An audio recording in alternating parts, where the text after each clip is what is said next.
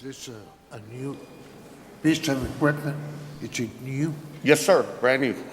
And I've got our purchasing agent here if you have got any specific questions on it, Commissioner. Move for approval. Second. Those in favor, say aye. Aye. Aye, motion carries. Item B, pursuant to the board's approval of purchase of 2014, excuse me, Load King, requesting approval to remove one 2008 60 GSL Eager Beaver Lowboy asset number 1610 from the district's asset list with a trade-in value of $50,000. Move for approval. Second. Those in favor, say aye. Aye. Aye, motion carries. Item C, request approval of draft specifications and approval to advertise RFB number HCDD1 14-01306 18A hauling of dirt with options to load. These are all just our standard yearly advertisement. Move for approval. Second. Those in favor, say aye. Aye. Aye, motion. Going back to Yes, sir. item A, why is that trailer worth 218,000? How many tons is that? Jaime? Can you explain to Commissioner on the lowboy? Yes, sir. Oh, it's pretty expensive, 218,000. How many tons is it? 75,000? The lowboy will be able to carry our biggest piece of equipment. It's a lowboy, two-axle lowboy, Jeep in the front with two separate axles in the back. Yes, sir. There's about 5 different pieces included in this tractor. Frames and the, all those things. All right. Yes. I said the same thing, Commissioner. Why so much? Go ahead, sir. Thank you, sir. Item D, I believe. Yes. Request approval of draft specifications approval to advertise for RFB number HCDD1 14-01406 18B hauling services for cement riprap. Second. Those in favor, say aye. Aye. Aye, motion carries. Item E, request approval of draft specifications approval to advertise RFQ number HCDD1 14-01506 19A title company services pool. Move for approval. Second. Those in favor, say aye. Aye. Aye, motion carries. Item E, request approval of draft specifications, approval to advertise for RFQ number HCDD1 14-01606 19B, title report services pool. Second. Those in favor, say aye. Aye. Aye, motion carries. Item 5, request approval to purchase advanced data protection software and technical support from Dell through the district's membership with the Department of Information Resource, DIR SDDD, 1951, contract number 42AFU. Move for approval.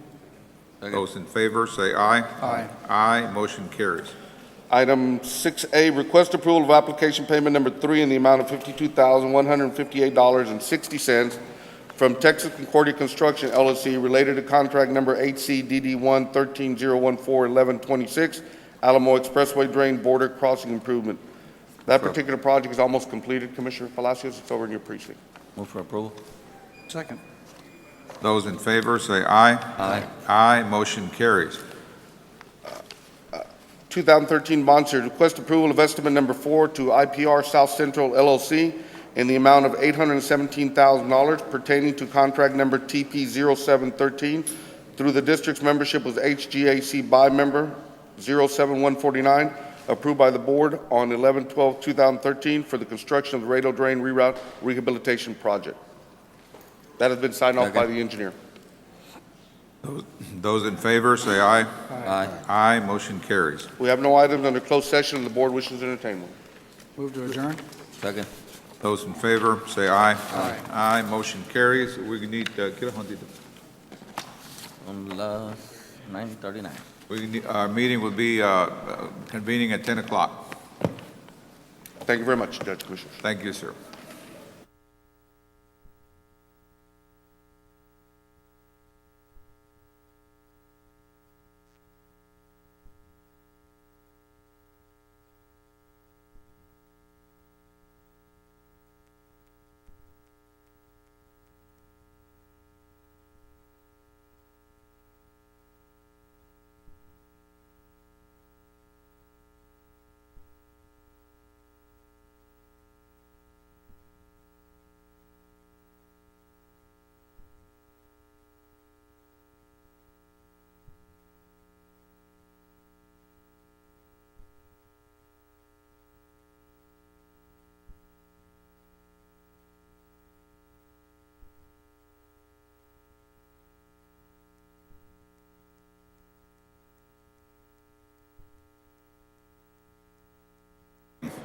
We want to welcome you this morning to your Hidalgo County Commissioners Court meeting for today, May the 20th, 2014.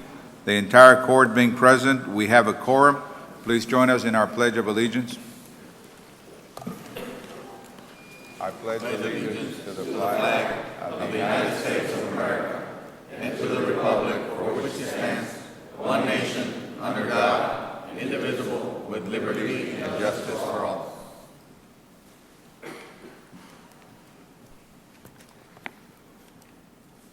Heavenly Father, we come here today grateful for all of the gifts you have bestowed on us. We thank you for our bountiful land that provides us sustenance. We thank you for our freedom that allows us the ability to gather and deliberate what is best for the citizens of our community. Bless this gathering of leaders. Help us to do your will and to be ever mindful to do what is best for your community. All of this we ask in your name. Amen. Amen. Please remain standing for a moment of silence. Our country observes 2 Memorial Days in May. The first was commemorated last week, and the second will be observed on Monday. Peace Officer Memorial Day was observed last Wednesday, May the 15th. You may have noticed that all county, state, and federal officers flew our flags at half-staff. Several events were held throughout Hidalgo County last week in honor of those officers who served our community but were tragically killed in the line of duty. Memorial Day will be observed on Monday, May 26th. On Memorial Day, which was first commemorated on May 30th, 1868, we honor and remember all the men and women who died while serving in the United States Armed Forces. Let us take a moment of silence to honor these brave heroes.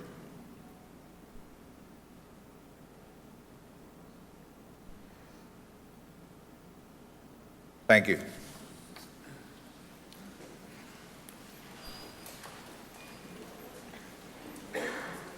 All right. At this time, I'm going to be taking an item out of order. Item 16A.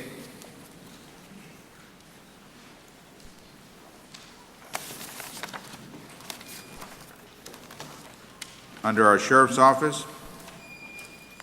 It's a presentation of a Texas Senate Proclamation number 13 and 14, commending Deputy Hugo Cesar Rodriguez and Senior Deputy Manuel Morales for their law enforcement service dedication to Hidalgo County. Good morning, Sheriff.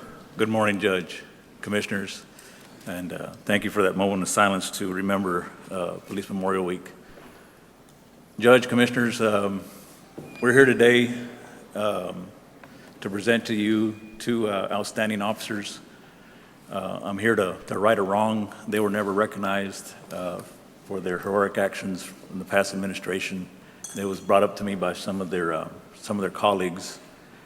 You know, the Sheriff's Office has been mirrored with bad press here lately with the situation that has come before in the past.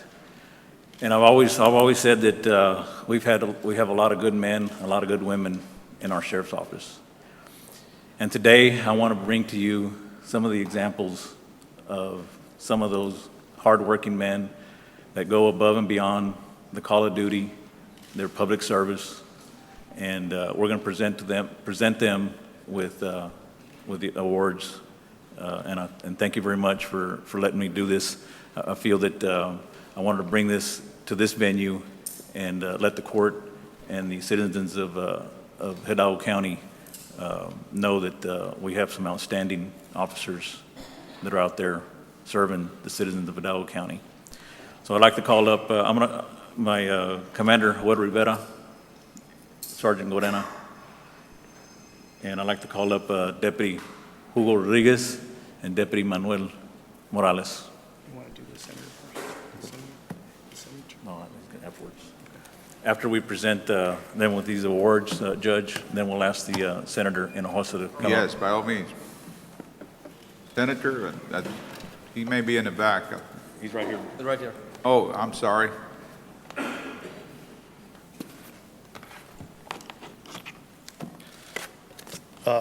Judge, Commissioners, good morning. Joel Rivera, Commander with the Sheriff's Office. I'd like to read a citation presented that the Sheriff will present these 2 deputies. Our October 30th, 2011, Deputy Hugo Rodriguez, in the company of his fellow officer, distinguished himself by conspicuous heroism and determined courage at the risk of his life in actions against enemy above and beyond the call of duty. Around 5:20 p.m. Sunday evening, Sergeant Deputy Manuel Morales and Hugo Rodriguez responded to a 911 emergency call concerning a kidnapping in the area of FM 2812 and Valverde Road, just northeast of Edinburgh. After conducting a traffic stop, deputies approached the suspect vehicle. Deputy Morales made contact with the driver, who was instructed to exit the vehicle. As Deputy Morales interviewed the driver, Deputy Rodriguez made contact with the passenger. Deputy Rodriguez saw the passenger exit the vehicle and was met head-on with gunfire. Exposed and with no cover, Rodriguez was totally vulnerable to the suspect's weapon fire. Rodriguez was shot in the upper torso, lower abdomen area, and the rib cage, causing him to fall to the ground. Nonetheless, while lying on the ground with 3 bullet wounds, Rodriguez managed to engage the suspect. Although suffering from his wounds, he refused to relinquish and continued to fight for his life. Deputy Rodriguez distinguished himself by extraordinary acts of heroism while serving as a patrol deputy against an armed suspect. His immeasurable courage and uncommon valor are in keeping with the highest traditions of police service and reflect great credit upon himself and the Hidalgo County Sheriff's Office. I'd like to continue on by reading the citation for Deputy Morales. Senior Deputy Morales, in the company of his fellow officer, distinguished himself by the conspicuous bravery and indomitable courage at the risk of his life in actions against the enemy above and beyond the call of duty. Around 5:30 p.m. Sunday evening, Senior Deputy Manuel Morales and Deputy Hugo Rodriguez responded to a 911 emergency call concerning a kidnapping in the area of FM 2812 and Valverde Road, just northeast of Edinburgh. After conducting a traffic stop, deputies approached the suspect vehicle. Deputy Morales made contact with the driver, who was instructed to exit the vehicle. As Deputy Morales interviewed the driver, Deputy Rodriguez made contact with the driver. Deputy Morales then heard several shots fired and saw Deputy Rodriguez fall to the ground. Exposed and with little available cover, Deputy Morales confronted an armed assailant and eliminated the threat. Deputy Morales contacted dispatch to advise shots fired, deputy down, communicating the situation by radio in order to communicate support for himself and his fellow wounded deputy. Deputy Morales exhibited courage, exceptional composure, and skills in life-threatening incident with an armed adversary. His unflinching courage, extraordinary heroism, and steadfast devotion to his fellow officer were critical to the defense of Deputy Rodriguez.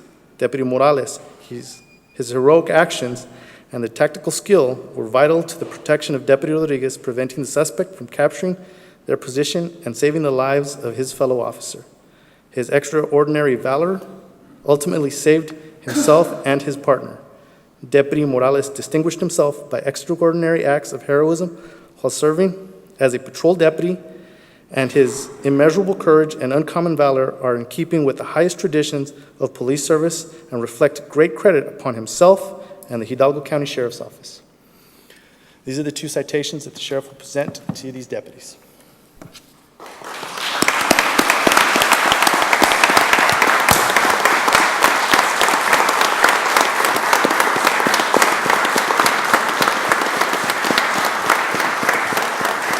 This is the Medal of Valor.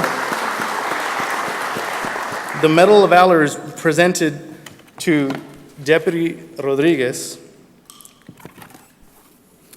as his actions above and beyond the call of duty and for his displaying exceptional bravery and courageous actions involving extraordinary courage, extraordinary decisiveness, and presence of mind, regardless of his personal safety in an attempt to save or protect human life. The Medal of Valor will also be presented to Deputy Morales for his actions above and beyond the call of duty and for displaying exceptional bravery and courageous actions involving exemplary courage extraordinary decisiveness, and presence of mind regardless of his personal safety in an attempt to save and protect human life. The sh-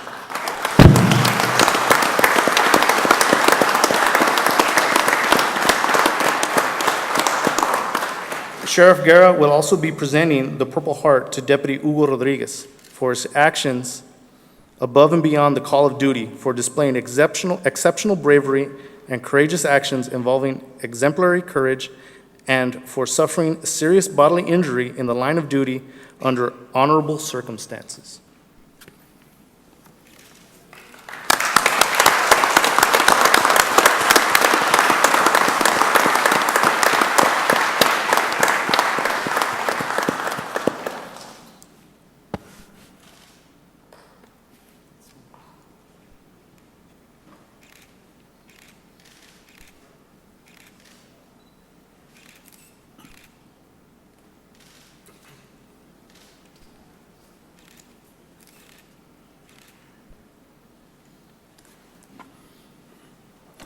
Good morning, Judge and Commissioners. Senator, good morning, sir. You know, on this very special occasion, I just wanted to make a few comments and honor our two deputies, Eloy Rodriguez and Manuel Morales.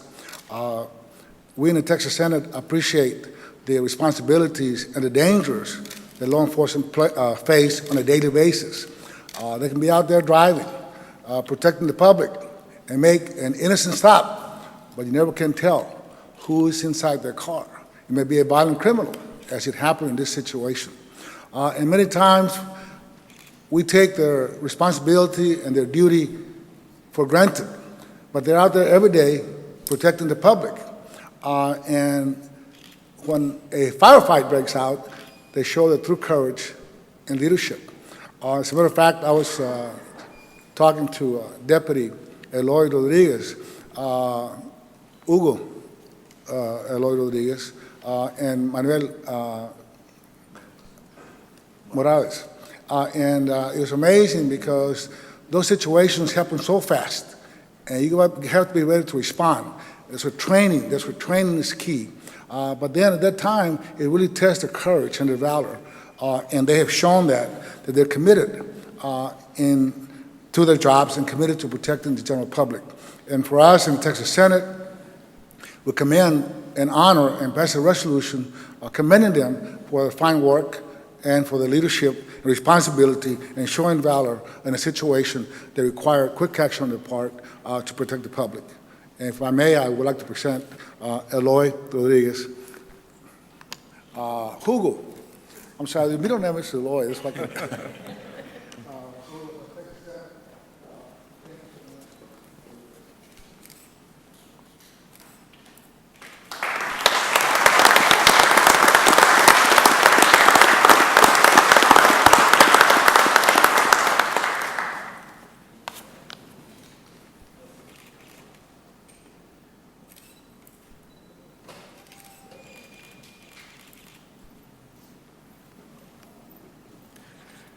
Judge, Commissioners, in accordance with these deputies' wishes, I'd like to give them an opportunity to say a few words.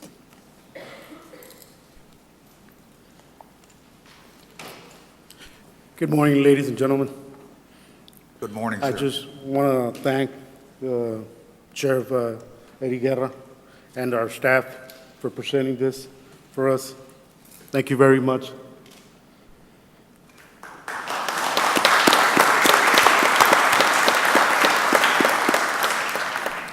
Morning, ladies and gentlemen. As my partner was saying, I'd like to thank their staff. First of all, thank God for us being here and for presenting us with this medal. Me and my partner, I know, feel satisfied, and we're going to honor it, especially our uniform and the agency we work for. Thank you.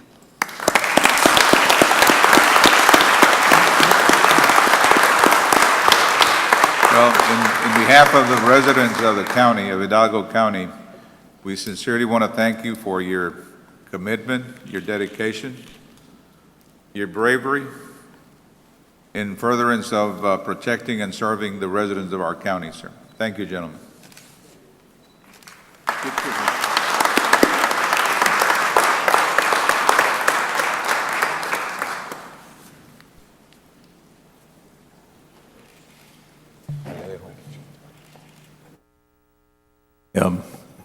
Command staff, come up here for a photo, please. All the deputies, everybody.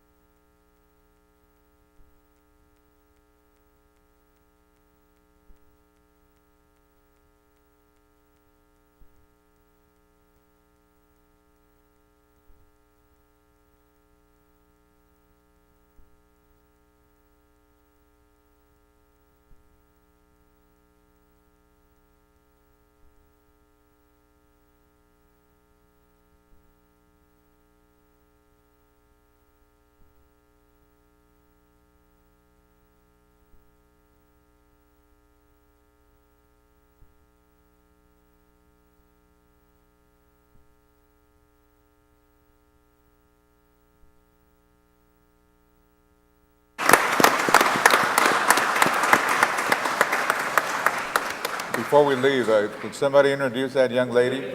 That's what I was going to do right now, Judge. Deputy Rodriguez wants to recognize good. his mother. Very good. Thank you once again. I do want to recognize my family, especially my mother, my sisters, and my family members for showing the support, being there for me when I needed them, and for putting up for me, putting up with me. So thank you, and thank you guys. Appreciate it.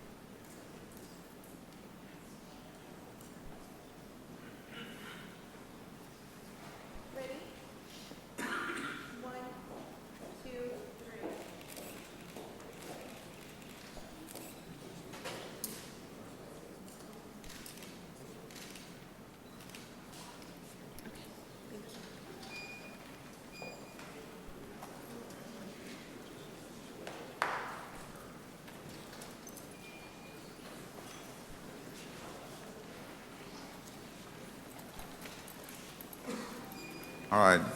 Any concerns with the consent agenda? Eufrasio? Is Mr. Eufrasio or anyone from the auditor's office here?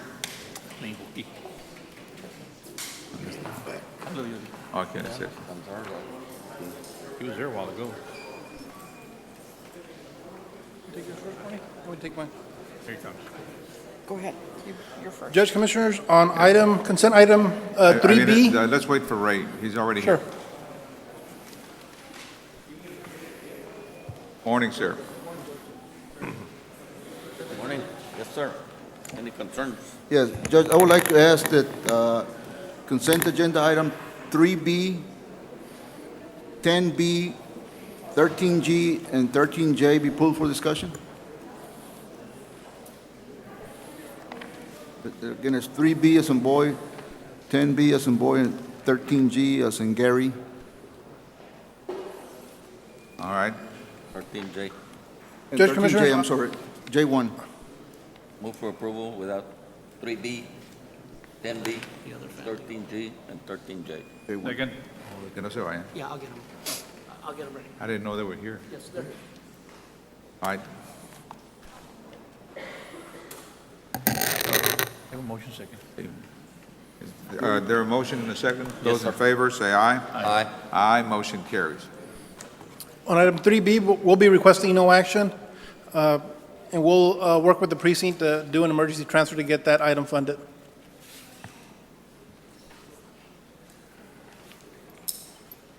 Now, 10B is the same item that was entertained weeks ago, Judge, and it has to do with the invoice.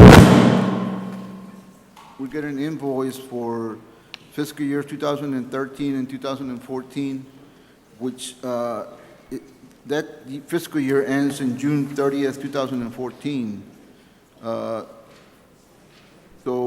in our opinion, the approval should be for fiscal year 2014 and 15.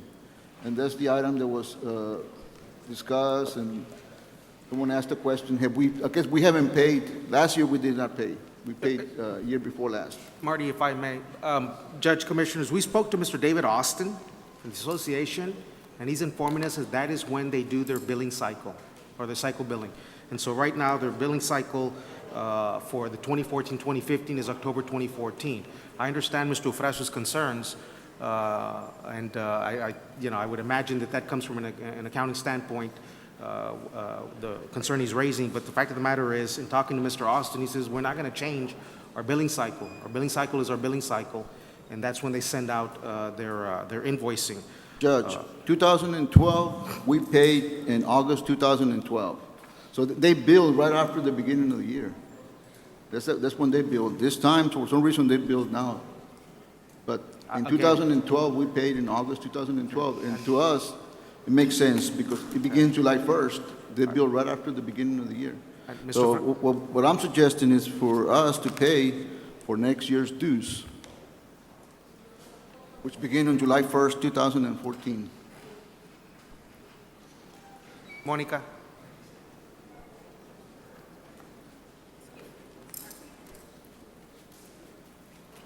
The dues are owed currently, so we need to pay those now. And in October, when we do get the new bill, we can pay that as well. Right, but the issue is that we have not received any benefits for that year, so we should not be paying for that year. We are still members, or the court does use them, so the bill is owed. The membership dues go year to year.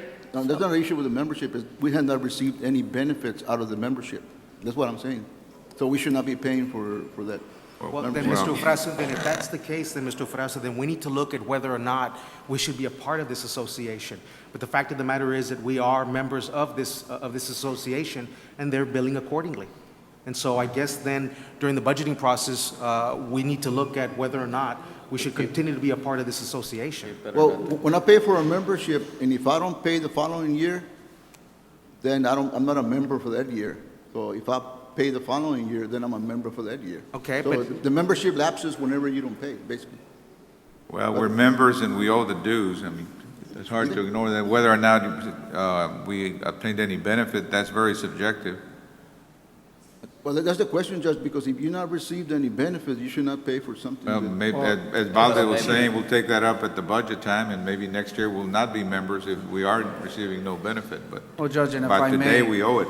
If I may, we are listed as members, and throughout the year, they're out there, whether they're in D.C. or at their state capitol, they're fighting for issues on that are affecting border counties. Now, I haven't seen a report yet to determine whether or not what we benefited directly, but I know they constantly list us as members, and they're constantly addressing issues that affect border counties. Judge, Commissioners, we faced this issue in the past with this membership dues with this particular organization, and they have come and actually done presentations to the court where they have cited the benefits, and that is they're advocating for the county, U.S. border area. So. I would entertain a motion to approve payment of this. Move for approval. Second. Those in favor say aye. Aye. Aye, motion carries. On items 13G, I recommend action subject to the vendor providing us their current Accord certificate of insurance. They have been notified. They have stated to us that they have asked for the certificate. We will be following up. We know that we cannot proceed without compliance, and so does the vendor. But I do ask that and recommend that you approve subject to their compliance. Move for approval. Second. Those in favor say aye. Aye. Aye, motion carries. On Marty, con- what is this contract for? Do you know? Right off? It is, let me read the agenda. This is for the renewal of the leasing of vehicles. Okay. Because my thinking is, if, we need to make sure that we notify the department not to utilize the services or whatever it is Correct. that we enter into. The departments are notified when, Okay. when the contract is completely effective and they can utilize it. And I will, the travel coordinator will be notified also. Okay, going on to item J1. This particular vendor is not required to have this insurance. It was originally a bid. It was not part of their insurance requirements. When they submitted their bid, they did provide this current insurance that they possess. We're going to ask them to see if they still have it, but it is not required. I recommend action. Move for approval. Those in favor say aye. Aye. Aye, motion carries. Thank you. Thank you. All right, at this time, I want to sincerely apologize to the Morales family. I wasn't aware that they were here, and I wasn't made aware. I'm sorry, Sheriff, Deputy.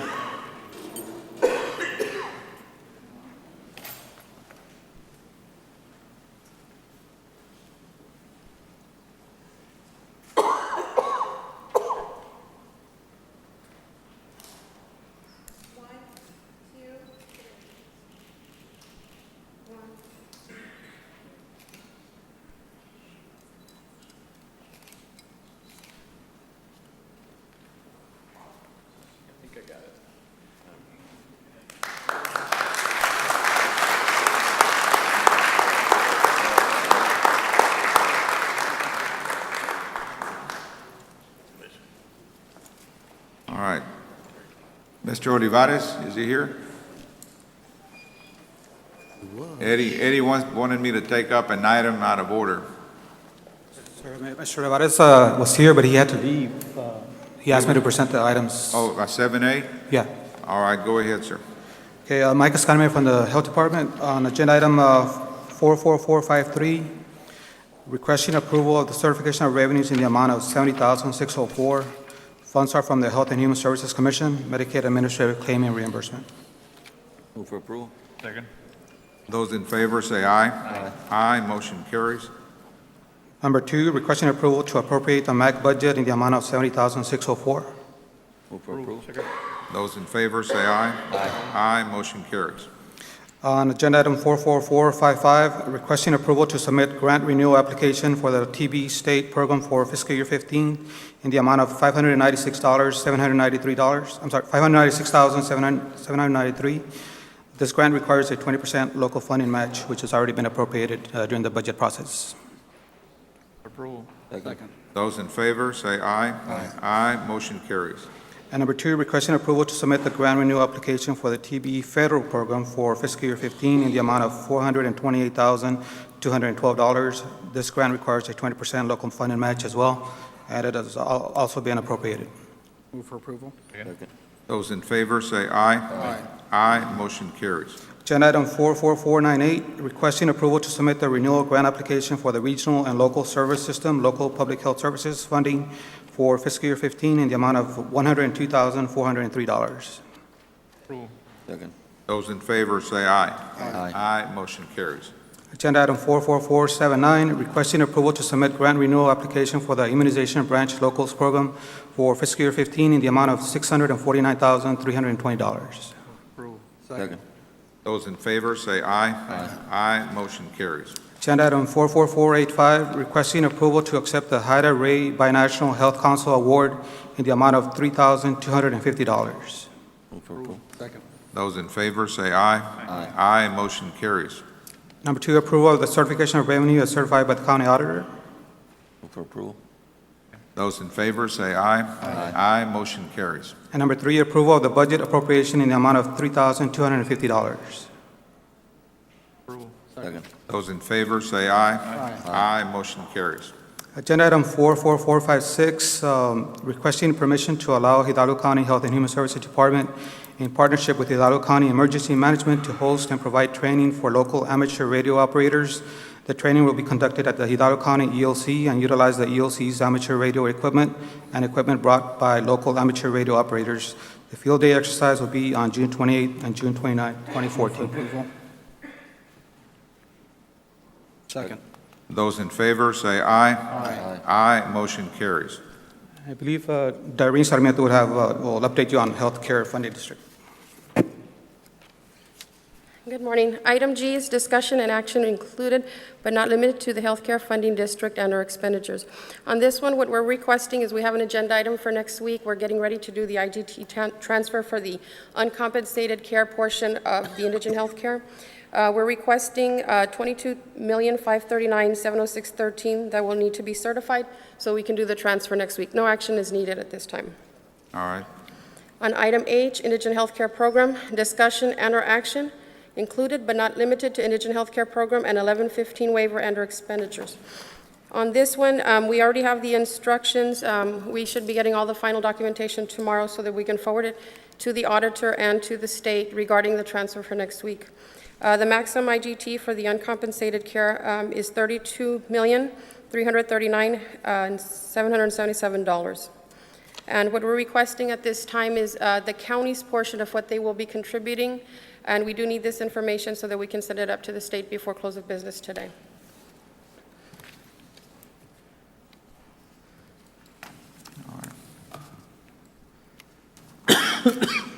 You need action on this item? Yes, but we needed, it was my understanding that we would get the amount from Valde today on what was going to be transferred, or from Sergio. Who has that? I don't think there's any action item listed here. Right, there is no action item. Actually, there is, Darlene, there is a scheduled meeting today.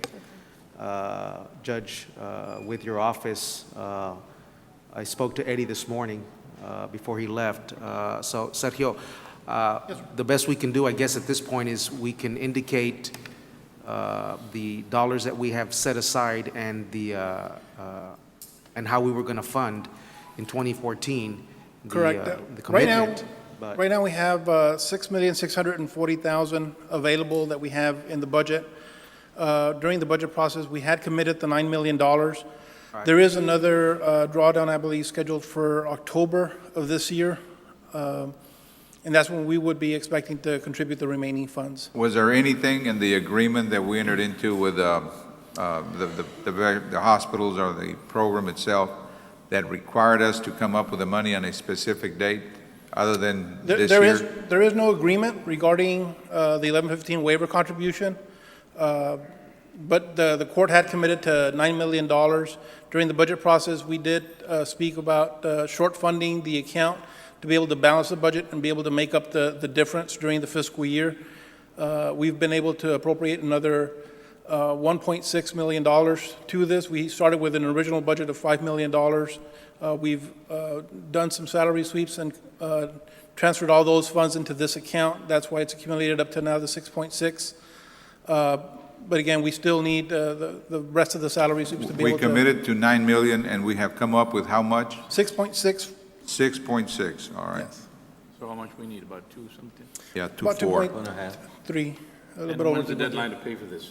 Well, there is no deadline other than the year, is there? Well, for this next transfer, it's due next, on June 2nd, but we do need to take court action next week. So worst case scenario, Judge, if we get this money back, I mean, why couldn't we just borrow it from the general fund and then pay it back when we get the money? Well, this funding is not coming back. Well, to it's not general It's fund. not But hospital. I mean, because we short funded it last year. Correct. We're supposed to get the money sometime this year, from what I hear from Correct, you. yes, we have, But we have a deadline to pay for this. I know that Senator Hinojosa is here. I'm not sure if are you here on that issue, Chuy? What is the deadline? I know you have to submit the money within a certain period of time in order to get, the 2 times or 1.5 times back from the state. Your Honor, if I may, I think that the numbers that are asked by the Health Service Commission and the 1115 waiver are due today. I'm not sure when the actual money is, but they need the amount of monies that'll be available to match the federal dollars. Mm-hmm. And the deadline, I think, is today. Close of business today, we need to So submit we to. need to make a decision. Judge, I don't believe there's a, Judge, Mande. So there's not a that's contract a in deadline place, to and I get don't there. believe there's a deadline. What has happened in the past, we get notification from the state that they need to leverage monies. In the past, we used to leverage 1/4 of the total amount. Yeah, but I think they were short last year, year before, we leveraged the whole amount all at once, but there's no agreement, there's no deadline or any transfers. They notify us when we need to make funds available.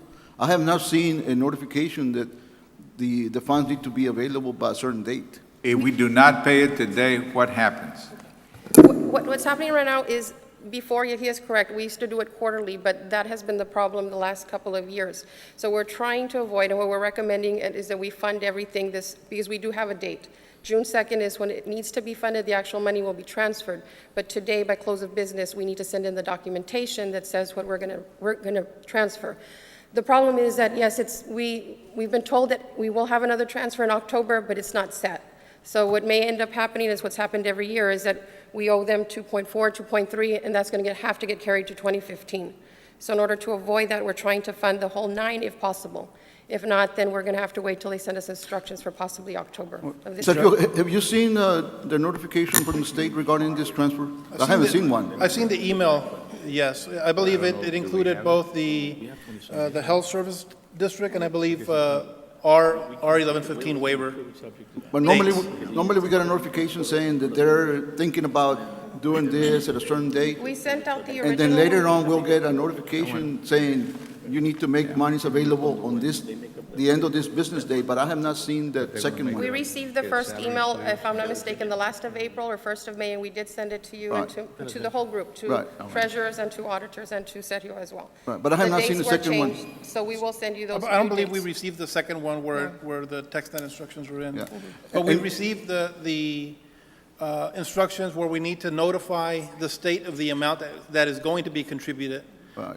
And then, based on that amount, they will do whatever their calculations are as far as the maximum contribution amount that we can do. And I believe the actual wire does not occur till June 2nd, and we probably will receive those instructions that you're talking about a day or two before. Sergio, we Now, committed to the $9 million. Correct. During the budget process, we Obviously, did there is a commit. deadline. I think that short funding, I think we're making them vulnerable to our budget ways. And I just think that, I'm with Commissioner Flores, I think if we're projecting to make it by salary sweeps, that we fund it based on the deadline that they have. What we And will we'll need to get do- compensated on the back end. What we'll need to do at that point, The we judge would got need a to short question fund for some you. other accounts. We do have some accounts that we can do this for, however, it would put us on a very shoestring budget moving forward, but that's something that we can The issue work out. here is if we don't pay the additional 2.4 today, your group is going to lose out on how much money, Chuy? I think it's a 60-40 match. I'm sorry, Judge. I think it's a 60-40 match. So we'll, About 3 million. yes. Actually, that. But I don't think they will lose on the would money. yield They about can $6 million. leverage it later on, but not today. This is my question that I asked Judge to ask you. We are going to get that money from the short fund. Yes, we have it. last year. We have it planned that They're we going to would- be somewhere. I mean, no, I'm talking about the short fund that we short funded last year, Correct, and we figured this money's going to be for that. We're going to get it sometime this year, right? correct. Okay. Why not borrow from general fund, and when that money comes in, put it back in general fund? Okay, the only thing is, we can borrow from the general fund balance. We would have to go and short budget other line items that we have, Can we, such as we need to do something. public defense. We would have to short budget that item even further. We have funds available for a contribution, $1 million. We would need to use those monies and then replace those monies in the Well, future. can you propose what we can do to see if we can get the money to them today or approve it today? Yes, we can propose a plan for that. However, if we commit to the 9 million today, I think that's the amount that we're going to have to contribute. All we got to do is commit to it right today. Yes, if we commit to the 9, And then I would have to bring. You're going to figure out where to find those 2.6 million. I would have to bring line item transfers next week to fund the rest of the money, But correct? Commissioner, I think that the county already committed to the 9 million when they approved the budget. So I think the commitment is already there. The issue is the funding is not there.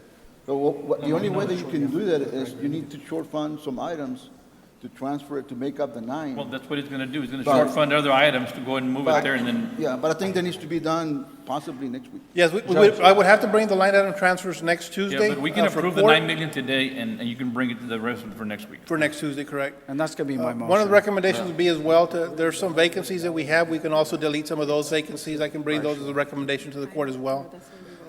Basically, by deleting those vacancies, we don't have to wait for the sweeps. We'll pull up all that money already at one time. I second that, Joseph. So the question is Steve Crane, can court take action on this item even though there's not a specific I don't think there's any agenda action. item listed? Says discussion and action, including but not limited to the healthcare funding district and/or expenditures. Right. So We can't take action. You can take the action. answer is yes? Well, Okay. Yes. I make a motion that we fund the and I whole amount second that. committed. All right, we have a motion. Were you going to say something? Yeah, Your Honor, Judge, it's actually, for every dollar, we get $1.50. It's more than a 60-40 match. But, okay. So what is the action, Judge? Make a motion that we fund the full $9 million and that next week the Or- budget office. May I Go change ahead. your motion? I think what Direne's asking for is a motion to report to the state the amount we intend to fund on June 2nd. Is that Yeah. correct? Okay. That's my motion. I second. Those in favor, say aye. Aye. Aye, motion carries. Chuy, you need to let all these hospital directors and boards know what we're doing, how we're going out of our way to come up with all these monies, so when we negotiate on, instead of 8 million this coming time around, maybe they can understand our position and accept a little less. We'll do that, Judge. Thank you, Judge. Thank you.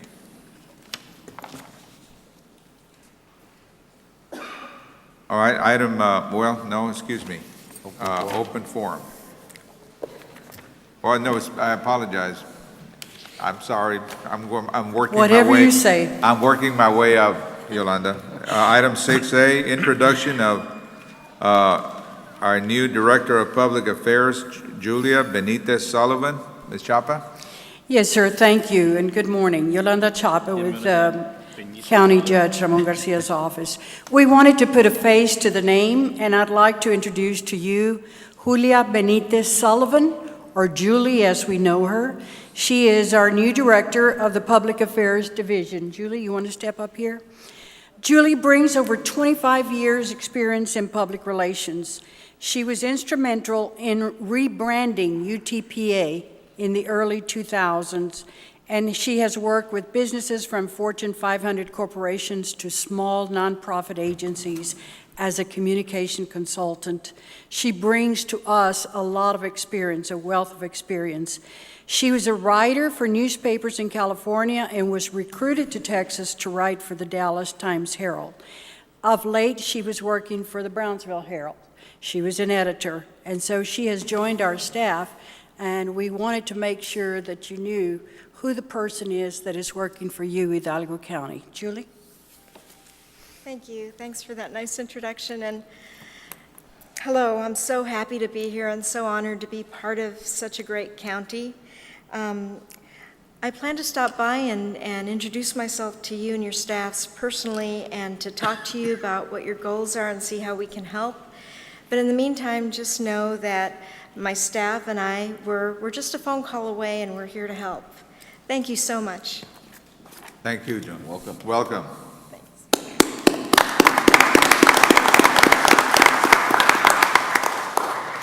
All right, under open forum, first presenter is Maria Champion. Good morning. Good morning, ma'am. Thank you for allowing me to say something. I'm going to pass on something.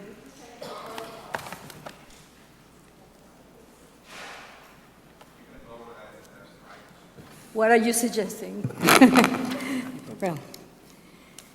Well, I'm here as usual to complain. Or just to remind you that as you can see on this list, out of 15 counties in Texas, we're number 8 according to the inhabitants that we have here, but we are the most expensive county out of these 15. So you, as the caregivers of the tax money we give you, I beg you, please, to check how you're spending the money. Is it worth it, for instance, to have a drainage person? Is he, Mr. Garza, is he an employee? Is he a contractor? Why is he working out of the infrastructure from the county? For instance, the monies Mr. Ramon Garcia was saying that we need to pay for this to belong to the coalition of border U.S.-Mexico. Is it worth it? So you need to cut corners, because Pablo Villarreal at the end of March said that 15% of the people haven't paid their taxes, the property taxes. So the more expensive you are, the harder it's going to be for the people to pay the taxes and harder to do all those programs that you want to do. We are the poorest county in Texas. Please think about how you're spending the money and cut corners and be frugal, please. Thank you. Thank you, ma'am. This court is very aware of tax rates, and for the last 12 years, we have not increased our tax rate in this county. Next presenter is Opal Billman.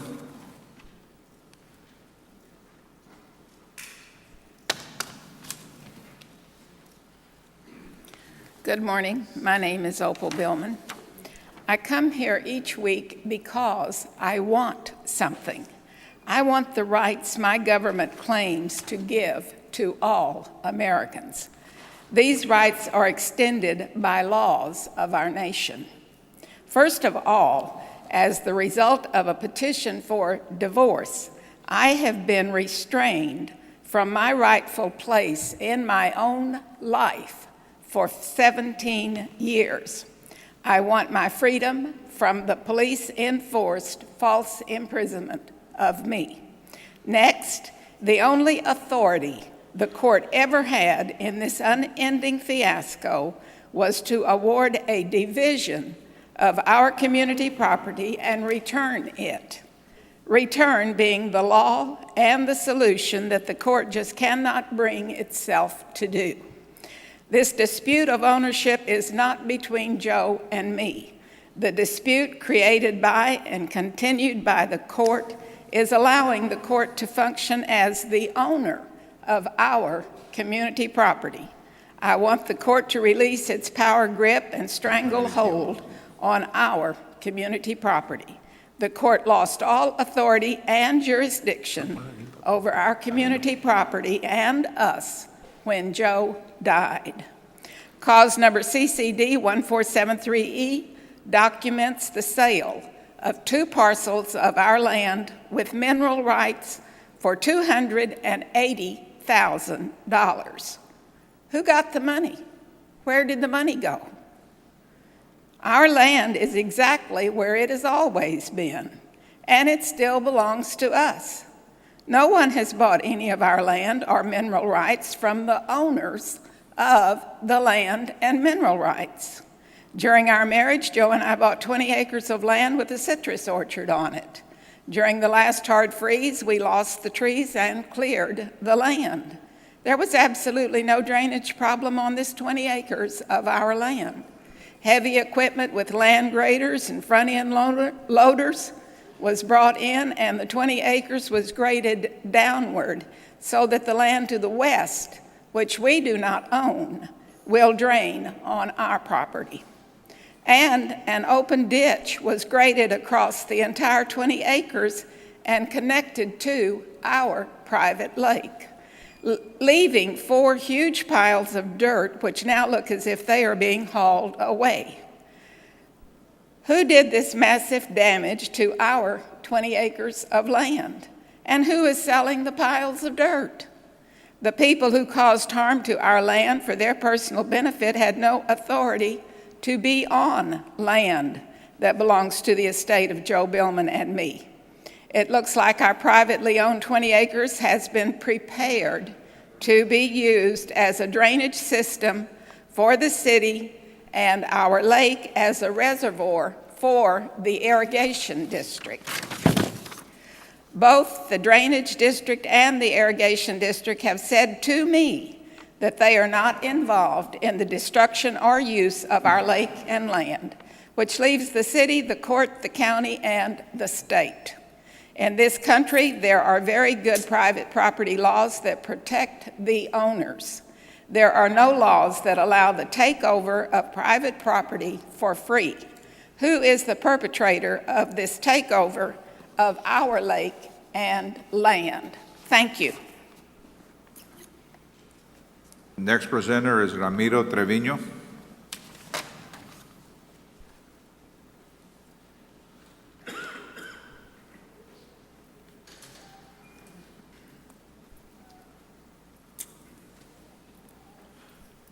Morning, sir. Good morning, Judge, Commissioner, Senior Administration, ladies and gentlemen. My reason for being here this morning, and our county has gone through another black eye recently concerning all the situation in the Sheriff's Department. But the reason that I am here this morning is to commend Sheriff Guerra and his second in command. With the hard work that they have been faced with, the Sheriff's Department was found in total disarray by the previous administration. So many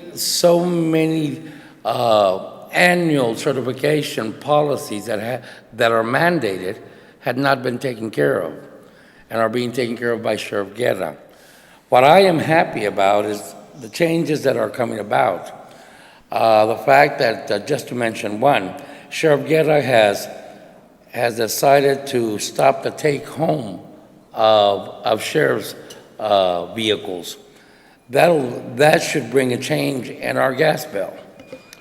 But what I am suggesting today is that we give Sheriff Guerra and his second in command the enough authority to be able to change and make changes within senior administration of that department of employees who are still there, that if they were not involved in all the illicit behavior of the past administration, they were involved in the unethical daily behavior at the Sheriff's Department. I am requesting that you as a commission consider this in giving the new sheriff and his second in command the enough authority to make those changes, because people have to go. We still have senior officers there who are not good for business, and that's the unfortunate part. I don't like to deal with people's livelihoods, but when public servants or elected officials have cut their own throat, then I have no sympathy. Changes have to be made. Thank you. Next presenter is Frank Travers.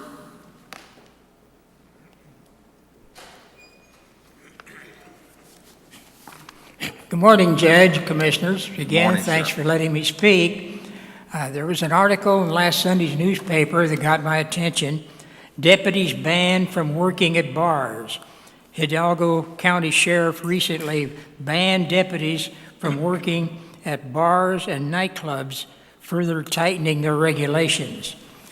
This raised some questions. I have no suggestions and certainly no answers, but a couple of things that this brings to mind.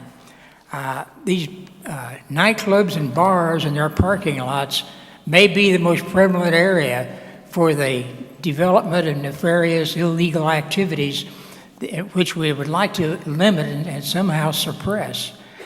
And the presence of these officers on moonlighting in these areas may be one of the major deterrents in this particular area. Now, again, I don't know what I'm talking about, but I'm only raising some questions. Now, I'm sure there's no such thing as a part-time police officer. There may be part-time work, but I think when the oath to uphold the law is administered, it's certainly not followed by the phrase, only when on duty. So the key question here is, what is the real effect of this part-time activity when these officers are hired this way? Is it really a deterrent to illegal activities, or do somehow the establishment owners who are hiring them twist it around in such a manner that it's made to look like the illegal groups and gangs have nothing to worry about because the law has been bought off? Now, perhaps an arrangement could be made that these officers who are moonlighting could also check in with the dispatcher and technically be on duty, but assigned to that location. And if a real 911 emergency appears, and they are by all means the closest officer, that they could respond to those situations. Now, to me, again, a couple of old adages seem to apply here. There's two sides to every coin, and we don't want to throw the baby out with the bathwater. Again, I want to emphasize, as I started, that I have questions and no suggestions or answers. I just wanted to bring this to your attention. Thank you very much for letting me speak. Thank you. Next presenter is Ricardo Contreras.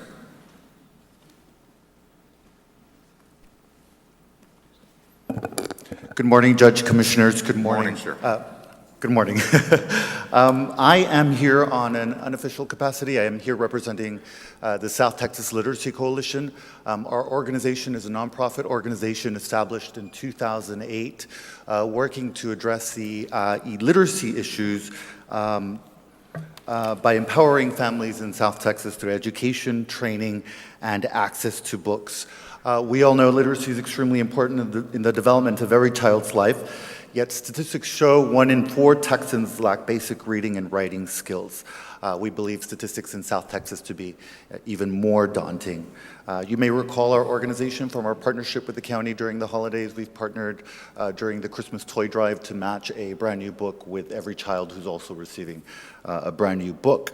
This is something that we do year-round. Our book distribution component is one of our biggest efforts, and that's where most of our funding goes to. Thus, we're hosting a fundraiser this summer, June 7th. Our event is called Books, Boots, and Brew, a literacy roundup. It's taking place here right next door at our beautiful Edinburgh City Hall courtyard. In addition to sponsorship opportunities, we have traditional ticket sales available. Ticket includes full access to food, beverage courtesy from our friends at L&F Distributors, live entertainment, and a number of literacy activities which include, but are not limited to, an adult spelling bee, which also includes celebrity spelling bee, Scrabble tournament at our AT&T tent, a local author's tent, among other activities. This event promises to be a fun and laid-back evening. We invite you and the public to join us. More information and ticket sales are available through our webpage at www.southtexaslitcoalition.org. We can also be found on Facebook for further details. And if I may, Judge Commissioners, I have a packet just for your review and information. Thank you. Thank you, sir.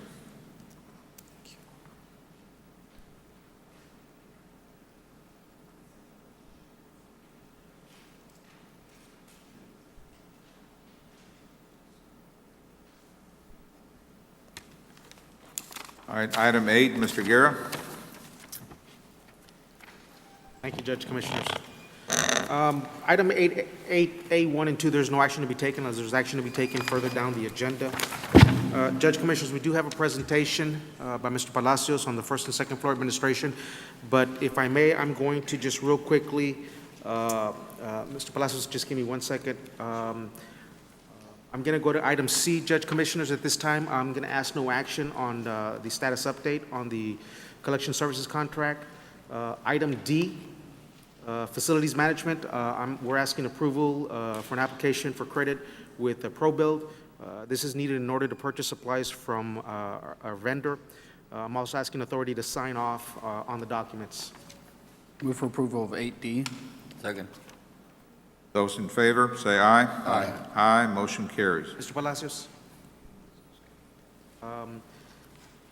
So we have item 8B1, renovations to former administration building, first and second floors. Mr. Palacios? Good morning, Honorable Judge and County Commissioners. My name is Alex Palacios, and we are here to present on the update on the Hidalgo County first and second floor of the administration. I'd like to start off by just focusing on the word transparency. As the county commissioners and judge, everything that we do and we perform on this particular project, it just shows a reflection of the good stewardness of your leadership. But first of all, I want to offer the executive office, Mr. Guerra, Stan Ramos, the cooperation of the district attorney's office, Roy, facilities management. As we all know that this project is not a walk in the park. And I'd like to start off by showing you, I know that you guys are very busy. So at times it's difficult for you to visit the project, but we hope that we can bring the project through you through this update. On the first floor, as you can see, the cleanliness and the upkeep of the project is very impressive by the contractor and everybody involved. The atrium, as you can see on the upper left corner, that is looking towards the west. We have a lot of visitors that want to come in and join us and be part of the project, onlookers, but those doors, you know, they're just curious as to see what's going on and what's happening, but we have to keep them out. As you can see on the below, a lot of the concrete patching has been completed, the plumbing, and on the picture to the right of your screen, it is where the new Commissioner's Court dais looking towards the north. Next slide, please. Again, this is a different angle of the main entry, the atrium area of the before and after of the progress of the work. As you can see, the before and after pictures, heavy equipment was engaged inside the building. You couldn't walk in there. It was very hazardous, very dangerous, but a lot of the heavy equipment has now been gone, and a lot of the metal studs, electrical, and the plumbing are moving forward and taking shape. Additional pictures of the progress of the work, of the underlayment of the plumbing and the concrete patching work, and the interior of metal stud work that's already up in progress at various areas of the first floor. Okay. Any questions on the first floor, gentlemen? This item was previously presented, and when we talk about stewardship and transparency, the picture to your left on the before was of what we had of the dais. Through the collaboration of on-site and boots on the ground, we were able to find another approximately 350 square feet to expand the Commissioner's Court and to allow more seating capacity. This made a huge difference, allowing us to accommodate executive office and allow more community more space for the community. This is a close-up view of a reflection on the upper corner picture of exactly more or less of the curvature of the dais that will be taking place. The first line shows where the original dais was, and the second line shows where it will be. It's approximately 21 to 25 feet further in depth, allowing more participation from the community. On the second floor, if you may recall, the concrete that you see before you was actually, that was the open space from above. That was an open space. That's the lobby down below. It's now completely covered in concrete. Second floor, generic metal stud walls are going up again as similar in the first floor, and it's moving as the electrical and the plumbing. This is the second floor, viewing over to facing west. As you can see, the before and after, a lot of progress. The mechanical, the metal studs, the electrical, and the plumbing has already been in place, and it's moving forward. Again, the electrical studs, the external generator, and as you can see, the cleanliness on the exterior part of the building. We bring in the exterior up because at that location where the van is parked, shipping and delivering, that is where the entire traffic of your staff, the third, fourth, and fifth floor takes place. So as you can see, we're paying attention to make sure that we keep it safe and clean at the same time for the occupants on the upper level floors. These are internal shots of the various areas of the mechanical ductwork being installed according to plans and specifications. These are the plumbing updates. Now, I want to point out that's important. On the picture to your left, you'll see the vertical plastic pipes. What we've done is typically you have these pipes installed embedded within the mechanical stud walls. The reason they're freestanding is because collaboratively we had to install these pipes so that we continue to sustain the upper floors on the sanitary sewer lines. Typically, a project would delete these pipes, but we're keeping them active and operating for the upper floors. Change orders and proposals are all moving forward. We brought down the RFIs and the change proposals down. All the information is being transmitted to and from the design team as well as with the owner. And that's an interior shot of the atrium. Again, transparency. Just a quarry tile that's brought up before. We started with an allowance of $58,000. We rejected it. Second attempt of 40,000, that too was rejected. At the final proposal, 31,000 on the quarry tile, which it was resolved. The hardware savings of 98,000. And again, the design to optimize the commissioner's court square footage of approximately 350 square feet of additional space. How large, 350 square feet, that's how much you enlarged it by? Approximately. Because I know, Balde, you were saying that it was very small, and 350 doesn't sound like much. Well, I'm sorry. Go ahead, go ahead. Well, as far as depth, Judge, because we're constrained to the columns, column from column, we took it depth-wise. And therefore, we were able to optimize the executive room, as well as the depth of the dais. It's going to be larger than the one we had? Yes. By how much? We went 350, 25 feet deep. That's, It used to be 2,000, now it's 23 something. yes, sir. 350.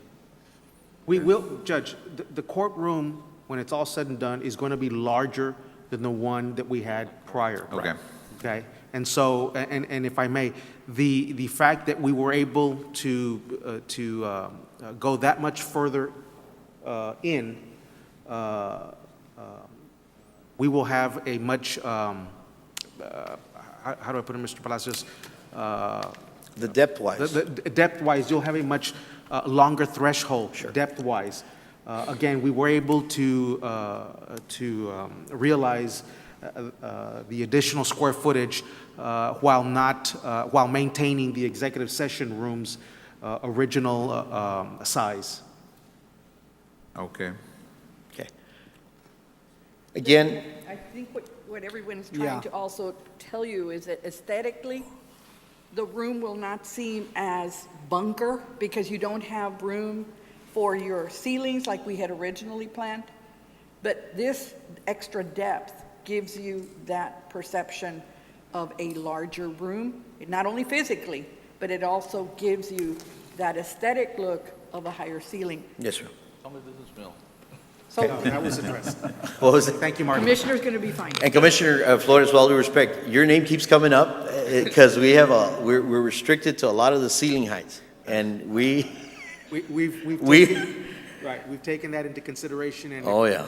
And Mr. Palacios, if you can, just please let the court know that with that being said, through cooperation or through in conjunction with D. Wilson and those meetings, we were able to achieve some additional height space in the area that I was most concerned with. Yes, sir. As I open my statement, this project is not a walk in the park. We are restricted, and the reason I brought up the floor, this is a two-part question, two-part answer. As we engage into demolishing, and if you see the picture there over to your left-hand side, the columns and the beams, they're at a limited height. And with the new air conditioning, the new systems, and the new codes and the upkeeps, it just brought our ceiling lower and lower and lower to accommodate code. Well, we've been able to bypass that and overcome that through just cooperating together. And Bill Wilson has been helpful in helping us resolve those problems without a hitch. So the cooperation of having everybody involved. Now, again, we're not walking into these meetings and having a cup of coffee and tea.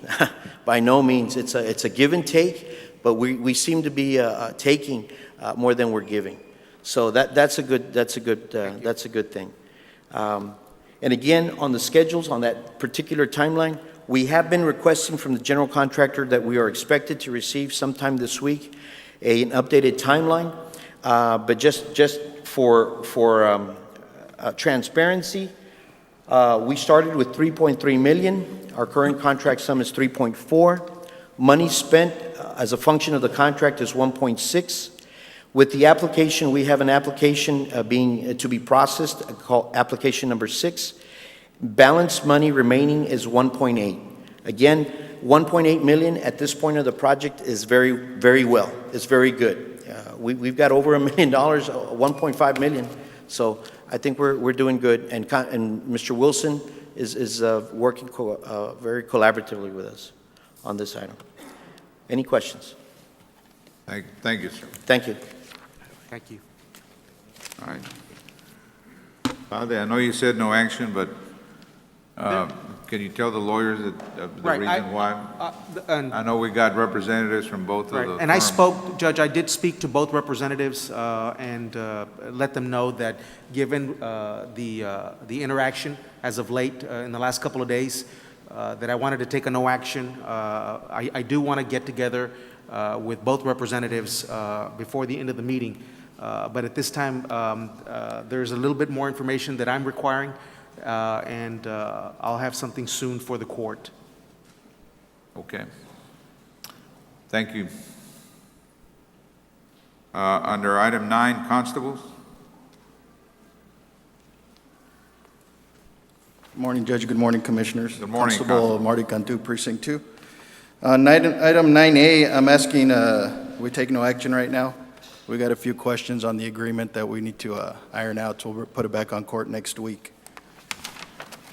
On item 9B, discussion, consideration, and approval for Hidalgo County Precinct 2 Constable to participate in Texas 1033 surplus property program.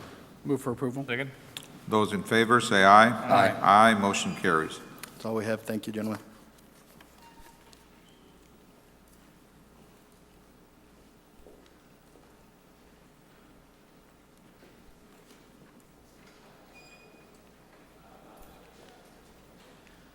Morning, Judge, Commissioners. Item Morning. C, discussion, consideration, approval to appoint Noe Garza Jr. as Reserve Deputy Constable by Constable Learzo Gallardo Jr., Constable Precinct 3, in accordance with Texas Local Government Code, Section 86.012. Move for approval. Second. Those in favor, say aye. Aye. Aye, motion carries. And D is discussion, consideration, and approval to appoint Julie Cavazos as Reserve Deputy Constable by Constable Lazaro Gallardo. Sorry about that. Constable Precinct 3, in accordance with Local Government Code, Section 86.0.1. We usually just call him Larry. Those in favor, say aye. Aye. Aye, motion carries. Thank you. Thank you. Larry Gallardo, next time, brother. Judge, Commissioners, item 10 is the court had previously taken action on this particular travel reimbursement. Unfortunately, when all the information was given to us, there was $100 for the registration fees that were omitted from the original paperwork. And so, again, in conjunction or in accordance with our exiting policy procedures, and Mr. Ofracio, I realized that should have been prior to the travel. And so this is part of the same reimbursement from that trip. This is for registration fees that were omitted, unfortunately. Additional charge. It's right, and so I'm asking if the court would consider acting on and approving the $100 reimbursement. Move for approval. Second. Those in favor, say aye. Aye. Aye, motion carries. Judge, Commissioners, I don't know if there's anyone here from the 92nd, but in looking at the paperwork, it's to process invoices for payment through their county contracts. These were inadvertently not requisitioned, Marty, please, by the court for a purchase order under the HCPP and P. Marty, do you want to update the court? The invoices are coming from Hidalgo County contracts. There are contracts in place. What the court failed to do was submit a requisition to get a PO. But there is procurement of the service. So if you take this action, they can proceed to process payment. They have been advised, though, that they must have POs in place. It's for water and copy machine. I recommend, you're yes, I recommend recommending action, yes, sir. Move for approval. Second. Yes, sir. Those in favor, say aye. Aye. Aye, motion carries. Thank you, Marty. Yes. Item 12. Ms. Cortez. Esther, may I address just real quickly the clothing allowance? Absolutely. Mr. Ofracio, I've been talking to Esther with respect to this one particular issue about the clothing allowance, the reassignment of a clothing allowance, adding or deleting clothing allowance. I know that during the budgeting process, the money's accounted for, but this is, at this point, When the monies are allocated, we check with budget the money to make sure the money is there. We check with Esther to make sure that the salary schedules are going to be updated accordingly. Would you have any issues of concern if the clothing allowance issue for the law enforcement sector, if we place that under consent because it's just taken from one, it's just a reassignment from one to another? We put this under regular agenda, delete clothing allowance, add clothing allowance. It's a washout. The monies are there. We've established that this is not that this is in routine in nature, but it is commonplace at the sheriff's office. So would you have any issues of concern if we place this particular issue under consent? No, my only issue with the clothing allowance is that officers receive the clothing allowance so they can wear civilian clothes. Right. And to me, it doesn't make sense. If you're a uniform officer, they provide you with a uniform. Right. But if you're going to be a non-uniform officer, they'll give you a clothing allowance so you can buy nice clothes. Because I think everybody would like to get a clothing allowance so they can buy nice clothes. I think it just goes towards the assignment that they're given. Is this No, I understand. for clothing allowance or for cleaners? No, it's a clothing allowance, Commissioner. But again, it's commonplace with the deletion and creation or deletion and addition. And I understand that when we bring it to court, we also have to update our salary schedule. But I do work with Esther's office, make sure all the forms are turned in. We do work with the auditor's office, budget office. So again, Esther, if I may, we are asking, in conjunction with the HR office, we're asking for approval of this. But again, for the future, Mr. Ofracio, would your office have a concern if we place it under consent agenda? No, not under concern. And I spoke with the sheriff about the clothing allowance, and he indicated that it's more like an incentive for individuals to be promoted to the higher level. So what my suggestion was, why don't you just include it in the salary? If it's not truly a clothing allowance, it's just an additional incentive. Well, that's something that we can address during the budgeting process, Right. Mr. That's what I Ofracio. told So them, we'll have budgeting that process. discussion. Just But- put it under, just add it to the salary, sort of like you did about the while back with the travel. Right. No, no, that's what I'm saying, but I think that discussion is more for the budgeting, during the budgeting But process. as far as the consent, I mean, I have no issue. Okay, so. Go ahead. If you had a concern regarding the clothing allowance, the investigators, of course, you can't buy a whole wardrobe, but you do buy clothes. If you're running after individuals, jumping fences, you tear your clothes, you have to buy more. That does happen. I visited with the sheriff on this issue, and I think it's going to be addressed the way the Balde had suggested. Can we work something out? Yes. Monday? Work something out, probably? Yeah, we were going to work something out. Okay. To me, it just makes no sense to give someone a clothing allowance. So you need action on buy a 12A1 suit. and 2. Right, if I could just have, Esther, again, I apologize, I just wanted to make that clarification. Move for approval of 12A1 and 2. Second. Those in favor say aye. Aye. Aye, motion carries. Thank you. Under item B for the Sheriff's Department, approval to delete a regular vacant full-time position as follows. Slot 1, under Department Code 280-015, Inmate Intervention Specialist at $46,143, and the approval of the revised, salary schedule. Move for approval. Second. Those in favor say aye. Aye. Aye, motion carries. Under Precinct 1, Road Maintenance Sanitation, approval to create 2 new, it should be full-time temporary positions not to exceed 6 months as follows. To create a Maintenance 1, Slot 0, Temporary 036, Department Code 121001 at $11,539, and to create another Maintenance 1, Temporary Slot 145, under Department Code 121005 at $11,539, and the approval of the revised Move for salary approval schedule. of Does C1 and this 2. agree with policy, Valde? I'm The sorry? creation of new positions? Mr. Frasso, I'm sorry? We're creating new positions under general fund. Right. Is this compliant with the policy that the county has?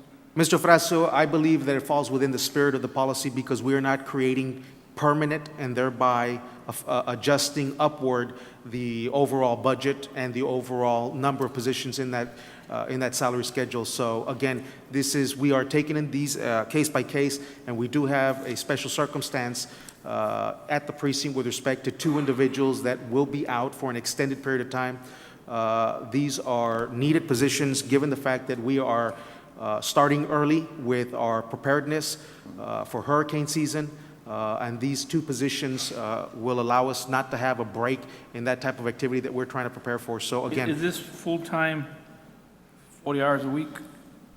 I'm sorry? temporary, yes, Yeah. it's It's a temporary. temporary, but instead of it being part-time, it's going to be full-time. Full-time Okay, temporary.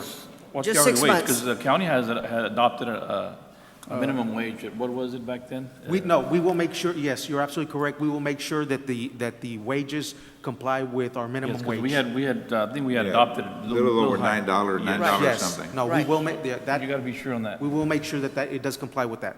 So now this is full-time, not to a six months? 6 months, Not to right. exceed. And we anticipate that Should is be- the sufficient, I'm sorry, Esther, I don't mean No, to. that's okay. It should be through the end of the year. And/or, Because if not, you have to Respecting come the back and minimum wage? recreate them. I'm sorry? Respecting the minimum wage? yes. Yes. Our minimum wage. So it's the not, county it's not minimum 6 wage. months, it's up until 12/31? Yes. And/or not to exceed 12/31, yes. Move for approval, C1 and 2. Second. Those in favor, say aye. Aye. Aye, motion carries. Under D, Precinct 2 Parks, approval to change employment status from regular full-time to regular part-time for the following position, effective 6/2/2014. It's a Maintenance 1, Slot 05, Department Code 122008. Current rate of pay is $12.59, .9, I guess. Proposed rate of pay is $12.599. And approval of the transfer and the revised salary schedule. So, Valde, what is this going to do? Just to change of the full-time to regular part-time? That's all we're doing? Yes. As far as the budget, everything else? Apparently, there's 2 employees that are not going to be there for a while, right? Okay. That's what I understood. That's what I'm trying to figure out, what's the purpose No, of? this is for precinct, I'm sorry. No, one. Commissioner, we're actually now on precinct 2. Right. Raul? It's just a status change from full-time to part-time. Budgetarily, everything is in place. Move for approval, It's just- C1, 2, and 3. Those in favor, say aye. Aye. Aye, motion carries. And for the DA's office, it's approval to create the following temporary part-time positions, also not to exceed the 6-month period of beginning 5/19/2014 to 11/19/2014. And the slots are T120, T121, T122, T123, T124, I'm sorry. They're all clerks, and they're budgeted at $10 an hour. Move for And approval of the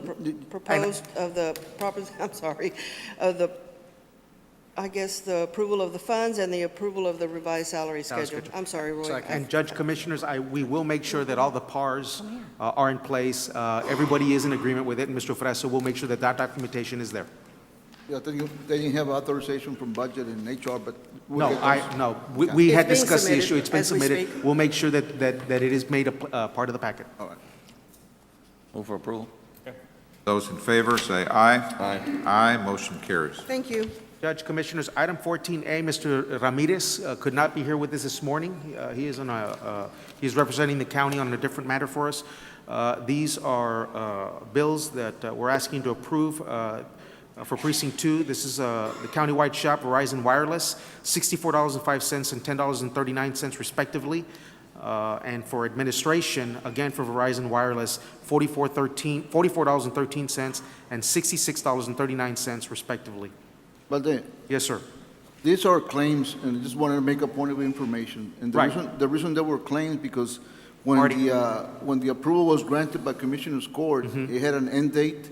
Right. The services continued, so I guess the court is now going to approve for us to pay those services that went past the due date. Exactly, they are claims. And again, I don't know why it wasn't stated. That was the only error. When the submitted form to IT Yeah, no, for the possession of a phone, I just wanted to make a Yeah. point to court that that's what the issue Right. is. That's why they're claims. exactly, Yeah. exactly. And, but everything else was done correctly. Yes. Move for And approval. everything, there's new POs in place now, so this should be taken care of. Those in Thank you. favor, say aye. Aye. Aye, motion carries. Judge Commissioners, for HIDA, we're asking approval and appropriation of funds for the HIDA Task Force in the amount of $225. Move for approval. Second. Those in favor, say aye. Aye. Aye, motion carries. Thank you. 16B, Morning, Judge, Commissioners. morning, sir. Yeah, Richard Ozuna on behalf of our Sheriff Eddie Guerra. 16B, under number 1 is approval and authorization for the Hidalgo County Sheriff's Office to continue participation in the 1033 surplus property program. Move Move for approval. Second. Those in favor say aye. Aye. Aye, motion carries. Under number 2 is authorization for the county judge as authorized official to sign the required above documents. Move for approval. Second. Those in favor say aye. Aye. Aye, motion carries. Under item C is approval of resolution, receipt of agreement, affidavit, and declaration of surplus pursuant to the statute regarding the retirement of the Hidalgo County Sheriff's Office K-9 Bombex due to medical conditions and reasons, with the approval for the K-9 handler, Eduardo Javier Rivera, to keep and house transfer of ownership the K-9 Bombex after removal from the Hidalgo County Sheriff's Office service. Move for approval. Second. Those in favor say aye. Aye. Aye, motion carries. Under item D, approval to appropriate $246,000 from the unreserved fund balance in the Sheriff's Federal Sharing, U.S. Department of Justice Fund 1229. Move for approval. Second. Those in favor say aye. Aye. Aye, motion carries. Judge, Commissioners, thank you very much. Thank you, sir. Item 17. Good morning, Judge, Commissioners. Oscar Montoya, County Judge's Office of Emergency Management. Item number 17A, 1, requesting consideration and authorization for Hidalgo County to submit Schedule C 800 megahertz configuration cost estimate to Sprint Nextel to request reconfiguration funding required to cover costs to reconfiguration of the county's radio system. Move for approval. Second. Those in favor say aye. Aye. Aye, motion carries. Item 2, sir, is subsequent to item 1 in that the reason it's myself is my name is on the licensing for the communications for all the different departments. And basically, that's just going to allow me to authorize moving forward as the estimates come in and out of the county for the next couple of years. Move for approval. Second. Those in favor say aye. Aye. Aye, motion carries. Item B, sir, requesting consideration and authorization for Hidalgo County to execute Second Amendment to lease entered between Bank of America Public Capital Corps and the County of Hidalgo to allow for the shared equipment between Hidalgo County and the external entities. And basically what this is, when we leased to purchase our radios, we did not put anything in there to allow us to lend those radios out to agencies that may be assisting us at the time. And this just takes care of that legal matter. Move for approval. Second. Those in favor say aye. Aye. Aye, motion carries. And finally, item B, requesting consideration and authorization for the county judge to sign all related documents. Second. Those in favor say aye. Aye. Aye, motion carries. Thank you very much. Have a blessed day. Sure. Item 18.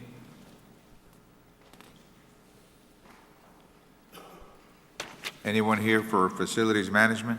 Judge, I'll go ahead and take that. Daniel was here earlier.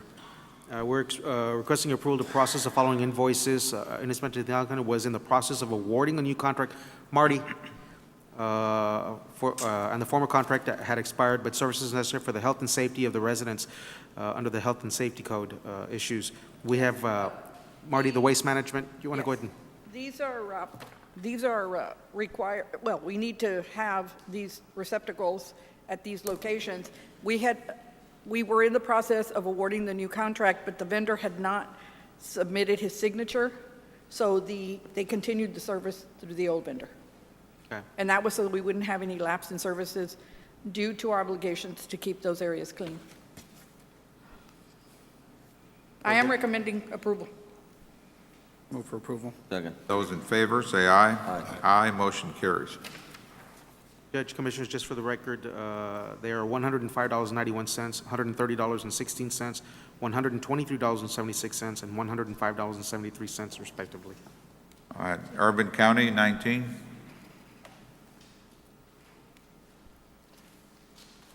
Good morning, Judge, Commissioners. Morning, sir. Item 19A, approval of land acquisition of parcel number 48 without the area connectors lateral project GLO 12406000 6453 DRS 210068. Move for approval. Second. Those in favor say aye. Aye. Aye, motion carries. Item 19B, Urban County Program, on behalf of City of Alamo, is requesting approval and award a best and final negotiated contract with Quintanilla Headley and Associates Incorporated in the amount of $59,390 utilized in CDBG fiscal year 26 water sewer improvement funds. Move for approval. Second. Those in favor say aye. Aye. Motion carries. 19C, Urban County Program on behalf of Hidalgo County Precinct Number 2 is requesting authority to purchase solar lights for Low Mexico subdivision from Facility Solutions Group, Contract 43713, and approved vendor through Hidalgo County membership and participation with State of Texas Buy Board. Total cost of the purchase and installation is $134,344.50 to include shipping and handling, installation, and discounts as requested by Hidalgo County Precinct Number 2, utilizing UCP fiscal years 25, 26 street improvements funds. Second. Those in favor say aye. Aye. Motion carries. Item 19D, consideration approval to withdraw Hidalgo County Precinct Number 2's commitment of $331,058 for the South Fork Drain Project. The General Land Office approved amendment number 4 on April 14, 2014, allowing the transfer of $331,058 from the engineering line item to the construction line item for completion of the South Fork Drain Project. Second. Those in favor say aye. Aye. Motion carries. Item 19E, the Urban County Program is requesting the award of bids and approval of contracts for demolition and reconstruction of the following. Number 1, 1 unit in City of San Juan, 1 unit in City of Edcouch, and 2 units in the county-wide area in the amount of $192,800 to A1 insulation. Second. Those in favor say aye. Aye. Motion carries. Item 19F is the Urban County Program on behalf of the City of Peñitas is requesting a consideration and action to award into construction contract with JCON Construction LLC for a 2012 Public Facility Improvements Project in the amount of $24,000, utilizing funds from UCP Year 25 for public facility improvements. Move for approval. Second. Those in favor say aye. Aye. Motion carries. Item 19G, County of Villalba Urban County Program is disclosing that Lisandro Gallegos, who has applied for assistance under the Community Housing Development Organization program with the Affordable Homes of South Texas, is an employee of HSDI. Move for approval. Second. Those in favor say aye. Aye. Motion carries. Thank you, Judge. Item 20.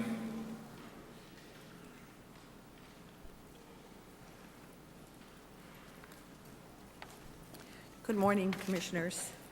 Good morning. We have item letter A under number 20, discussion and approval to disperse the lump sum summer paychecks to staff who resigned as of the last day of summer leave or the last working day of the position assigned. And this is to help us with vacancies, especially teacher and assistant teacher vacancies, which we could begin to advertise. Move for approval. Second. Those in favor say aye. Aye. Motion carries. B, discussion approval of program calendar for program year 2014 and 2015. And this program calendar was provided to all staff members, and everyone voted on the options available, and the program selected is in there for your approval. Move for approval. Second.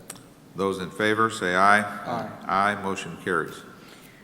C, requesting approval to reject sign language interpreter provider RFQs submitted and authority to re-advertise for sign language interpreter providers. And this happened back on February the 25th, 2014, but the provider, there was one entity, did not meet the, did not provide the credentials, therefore we're having to re-advertise. Move for approval. Second. Those in favor say aye. Aye. Motion carries. D, requesting exemption from competitive bidding under the Texas Local Government Code 262.024A4 for professional services to provide medical, dental, and mental health services. Number 2 is the presentation of the responses received for the purposes of Commissioners Court accepting the providers as qualified in order to proceed to the next phase of the procurement process, negotiating contracts. We need to take action number 1 separately from 2. Okay. Move Yes. for approval on number 1. Check. Those in favor say aye. Aye. Motion carries. Sorry about that. Under number 2, proceeding with the rest of it, accepting the providers as qualified in order to proceed to the next phase of the procurement process, negotiating contracts. And we have medical, dental, RFQ number 2014-001-0411. For medical, the listed providers is Nuestra Clínica del Valle, Dr. Bose Industrial and Family Medicine, PLLC, DBA Industrial Health Works. Under dental, the Children's Dental Dentist, Nuestra Clínica del Valle Incorporated. Under mental health, we have number 2014-002-0411, Anita Sandoval Generations Growing Together Incorporated, doing business as Growing Generations of South Texas. We have Tony Guzman doing business as Guzman and Associates. We have Blanca B. Robles, and we have Armando O. Gonzalez. On the next page, Maribel Corona, Esmeralda Meave, Iliana E. Castro, Marisela Medrano, and those are the providers in the three areas, dental, medical, and mental Need a health. second? Second. Those in favor say aye. Aye, motion carries. Number 3, approval for Head Start to negotiate contracts in form approved by the legal counsel for all professional services providers as requested through the Hidalgo County Head Start Programs RFQ for the said services and as detailed above and in the attached here too. Approval. Because everyone that was submitted qualified. And met the requirements, yes, sir. You meet the requirements, so now you're going to negotiate with those? Yes, sir. Those in favor say aye. Aye. Aye, motion carries.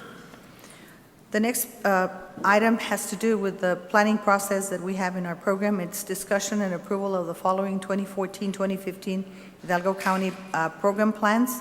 We have 9 program plans: child nutrition services, education services, family services, health services, human resources, mental health services, special services, transition services, and transportation services. These plans are reviewed by staff, put together by staff, reviewed by committees that include community as well as parents and policy council members. And so every year, this process is a requirement of Head Start, and the goals and objectives and activities are all listed, the timelines, and then the monitoring of what needs to happen in each plan are also delineated. Administration recommends approval. They've already been reviewed and approved by Policy Council. Move for approval. Second. Those in favor say aye. Aye, motion carries. F is discussion and approval of memorandum of understanding between McAllen Independent School District and Hidalgo County Head Start Program. It did not change as far as the memorandum of understanding we engaged in last year with McAllen ISD. Move for approval. Second. Those in favor say aye. Aye. Aye, motion carries. Letter G is discussion and approval of Hidalgo County Head Start Program self-assessment report. The self-assessment is conducted very similar to the federal review in terms of the monitoring instrument that we use to review our program. Since we had a review in January, this was a less intensive self-assessment than in the previous years because we did go through a federal review. And of course, the findings there were no findings in terms of that self-assessment review that we performed. And so it does need approval. Move. Second. Thank you. Those in favor say aye. Aye. Aye, motion carries. Thank you very much. We are towards the end of school, all week long, or graduations. You're invited to any of those graduations at the different centers. I think that your offices have received schedules, but we are winding down for the school year. Thank you. Thank you, Teresa. 21, Precinct 3. No action on it. 22, Precinct 4.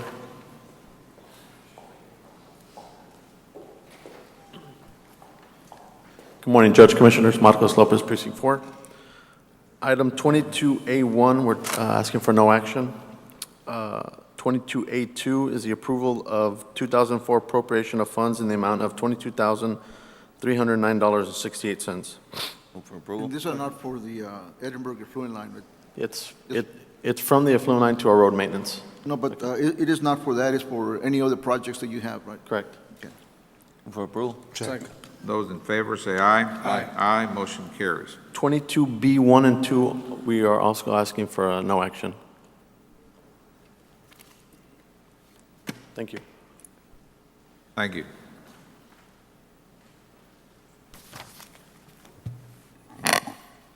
Morning, Judge Commissioner, Sergio Cruz, Department of Budget Management. Item 23A is approval to pay the Texas Association of Counties the amount of $215,428.54. This is to cover the unemployment claims for the annual reserve requirement, with authority for the county treasurer to issue the checks after the auditing procedures are completed by the county auditor. So moved. Second. Those in favor say aye. Aye. Aye, motion carries. Item B1 is discussion, consideration, and acceptance and approval of advanced funding agreement, amendment number 2, between Hidalgo County and the Texas Department of Transportation for the Mile 2 North project from State Highway 364 to Moorfield Road, CSJ 092102-323, with authority for the county judge to sign all required documentation. Move for approval. Sergio, is this the agreement that was not attached to the agenda? Correct. We've forwarded it over to your office, and we've attached it already. Okay. Those in favor say aye. We were not able to review it. Aye, motion carries. Judge, we were not able to review it. I don't know if we had a chance to review this document or not. You submitted it when? So he said yesterday or I believe this morning. this morning? It had been attached previously, but there was a change in some attachments, so it was deleted accidentally, and then we got reattached already. We can have it approved, subject to the auditor's review. That's what I was going to ask, subject to auditor's Yes. review. Thank you. All right. Item B2 is approval to issue the check payable to the Texas Department of Transportation Trust Fund in the amount of $45,040 to cover the county's estimated remaining share of the preliminary engineering, right-of-way, and construction direct state cost, with authority for the county treasurer to issue check after review and processing procedures are completed by the county auditor. Judge, Commissioners, the only thing that we request on this is that if the check can be issued, Mr. Dufracio, prior to the full execution of the AFA, there's a June let date for this project, so we need to get the check issued out hopefully by next week so that we can get this project let out in time. If not, there will be a delay to this project. So we're just requesting that your office be able to issue a check. Do we have a request for payment? Yes. Ms. Norma Ceballos from Precinct 3 should have sent that over on Monday. So if we can have that. As long as there's a Commissioners Court meeting next week and they can approve the check. Correct. That should Perfect. be okay. All right, thank you. If we just have approval of that, Judge, Commissioners? All right. Need a motion and a second? Move for approval. Second. Those in favor say aye. Aye. Aye, motion carries. Item C is discussion, consideration, and approval to submit the Texas Vine reimbursement maintenance invoice in the amount of $6,928.83, and the Texas statewide automated victims notification service, county verification, and continuing production record, with the authority for the judge to sign the related documents. Move for approval. Check. Those in favor say aye. Aye. Aye, motion carries. Judge, on item D, we're requesting authorization to apply for the fiscal year 2014 Edward Burns Memorial Justice Assistance Grant with the U.S. Department of Justice. We're requesting approval for that application. Move for approval. Those in favor say aye. Aye. Aye, motion carries. Judge, on item D2, we're requesting a public hearing on the fiscal year 2014 Edward Burns Justice Assistance Grant. At this time, then, we would convene a public hearing to consider the FY 2014 year for the Edward Byron Justice Assistance Grant Program Application, Strategies, and Narrative. Is there anyone here that desire to speak in favor of or against any matter involved in this hearing? Sergio, is this for the courts? Yes, this pays for the salary of the court coordinator for the auxiliary courts. So we've been using this grant. I believe the application for this next fiscal year is a little bit over $40,000. It become effective October 1st, and it's for a 3-year period. I believe the sheriff also applies for the same grant, but for other purpose, right? It's for another purpose, correct. No other questions, then we'll go ahead and close the hearing. Go ahead. Item 3 is discussion, consideration, and approval of the program application, strategies, narratives for the fiscal 2014 Edward Burns Justice Assistance Grant. And item 4 is authorization for the county judge to sign the related documents. Move for approval. Those in favor, say aye. Aye. Aye, motion carries. Item E is approval of 2014 appropriation of funds for the court reporter in the amount of $79,438.62. This is to fund court costs and investigations under Fund 1239. Move for approval. Second. Those in favor, say aye. Aye. Aye, motion carries. Item E2 is approval of 2014 appropriation of funds in the amount of $1,750 for the county clerk's record management fund. Second. Those in favor, say aye. Aye. Aye, motion carries. Item E3 is approval of 2014 appropriation of funds for the Precinct 4 Restitution Center project in the amount of $144,703.12. Move for approval. Second. Those in favor, say aye. Aye. Aye, motion carries. Item E4A is approval of interfund transfers from COs 2002 and 2004 to the refunding bonds 2014A in the amount of $102,386.25. This is to fund the interest and advance refunding escrow expenditures. This is in relations to the refunding that we recently did for the 2002 to 2004 COs. We're merely transferring the monies from those funds to the new fund. This is to cover the transfer that we already made? Correct. The wire transfer? Okay. Move for approval. Second.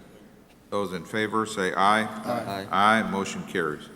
Item E4B is approval of interfund transfers from refunding bonds 2005 to the refunding bond series 2014B in the amount of $771,250 to fund the bond interest and advance funding escrow expenditures for that refunding.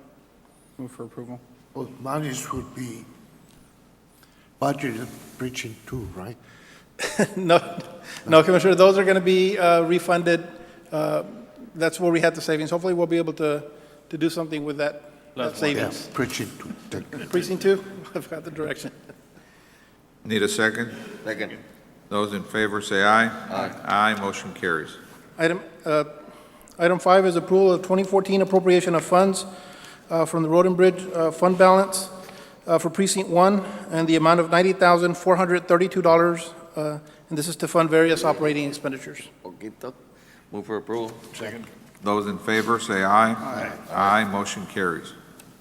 And item 6A is approval of the 2014 appropriation of funds in the amount of $4,794,485.15 in relation to the bond proceeds and related costs for the refunding bonds 2014A. Move for approval. Second. Those in favor, say aye. Aye. Aye, motion carries. And item 6B is approval of 2014 appropriation of funds in the amount of $32,845,000, and this is in relation to the bond proceeds and related costs for the refunding bonds 2014B. Move for approval. Second. Those in favor, say aye. Aye. Aye, motion carries. Thank you, Judge Commissioners. Thank you. Purchasing, please. Yes, Marty Salazar for the Purchasing Department. Good morning. Good morning. Item A1, this is ratification to approved amendment by Commissioners Court on December 20th of last year to current interlocal agreement with the City of Edinburgh to define and include temporary term of same. It was at a time when we had a lapse of service in our tire collection services. This just ratifies the fact that the term of accepting our tires at their landfill under the contract they had with the same vendor that we were about to award was only a 10-day period, and that's what we're doing. You're ratifying that we amended it to include a 10-day period. Move for approval. Those in favor, say aye. Aye. Aye, motion carries. Item B1 is acceptance and approval of work authorization 1, contract number 103 with Lefevre Engineering and Management Consulting in the amount of $50,215 for the provision of engineering services for Mile 10 North from Ola Blanca Road to FM 493, approximately 3,000 feet of street improvements located in Precinct 1, through requisition 254248. Move for approval. Second. Those in favor, say aye. Aye. Aye, motion carries. Item C1, if I could just make a comment about item C1. This is for Precinct 2. When I first saw this item on the agenda, I was taken aback because it said Gonzalez Zamora subdivision. Gonzalez Zamora was my father and my uncle who started a lumber company 60 years ago. And this was in Lopezville. That subdivision still stands today, not with their name anymore, but this was the basis of it. And I remember at the time they donated at least 2 lots to the Basilica of San Juan, where they ended up constructing a little chapel there. And on Sundays, we would attend Mass because they would provide and offer anyone who wanted Mass in that subdivision on Sundays at 5:30. It just was down a very nice path of memory lane, and that's just trivia of my family. Acceptance and a proposal received from Facility Solution Group, awarded vendor through county's participation membership through TASB Buy Board in the total amount of $170,169.70 for Precinct 2, Gonzalez Zamora Subdivision Solar Lights Project, as per plans and specifications drafted and developed by Raul Cecin, professional engineer, from the Planning Department with authority to process requisition when submitted by Precinct 2. Move for approval. Check. Those in favor, say aye. Aye. Aye, motion carries. Item 2 is approval of the following requisition listed for operating expenditures exceeding $7,500, and that is requisition 256822, AL3 Enterprises, $10,501. It's access control for side gates. Move for approval. Check. Those in favor, say aye. Aye. Aye, motion carries. D1, Constables, acceptance and approval of payment application 1 in the amount of $45,199.85 as submitted by Herrera and Hunt in connection with concrete work and water line improvements to Constable 1 new building, as reviewed and approved by Facilities Management and Mr. Raul Cecin. Those in favor, say aye. Aye. Aye, motion carries. Item E1 for Sheriff's Department is a presentation of the scoring and validation grid for purposes of Commissioners Court determination as qualified so as to proceed to the next step of the procurement process of the sole response received from Dr. Gumaro Garza, MD, as detailed in the documentation attached for professional physician services for inmates for the county's adult detention facility. Move for approval. Those in favor, say aye. Aye. Aye, motion carries. The next item is authority for purchasing and other staff to negotiate a professional physician services contract with the qualified participant, Dr. Gumaro Garza, for the provision of professional physician services for the inmates at the Hidalgo County Adult Detention Facility. Approval. Second. Those in favor, say aye. Aye. Aye, motion carries. Item 2 is acceptance and approval of certificate of substantial completion submitted and certified by project engineer Half Associates, reflecting substantial completion date of April the 9th, 2014, by Herrera and Hunt, awarded contractor for the Sheriff's Office facility modifications to incorporate the 911 and Motorola equipment project. Approval. Second. Those in favor, say aye. Aye. Aye, motion carries. F1 countywide, recommending bid award and approval of contract to the responsible bidder submitting the lowest and best bid with, and also meeting all specifications and requirements. This is for striping, marking of county roads, county-owned parking lots, etc. That would be 8 packets were solicited, 2 responses were received. We're recommending pavement markings. Move for approval. Those in favor, say aye. Aye. Aye, motion carries. Item 2 is recommending bid award and approval of contract to the responsible vendor submitting the lowest and best bid, also meeting all specifications and requirements, mats, dust mops, and shop rags, and that is 8 packets also solicited, 2 responses received. We're recommending UniFirst. Move for approval. Those in favor, say aye. Aye. Aye, motion carries. That's all I have. Thank you. This time pursuant to 551-071 and 072, I need a motion to proceed to executive session. Move for approval. Check. Those in favor, say aye. Aye. Aye, motion carries. We'll be in closed session.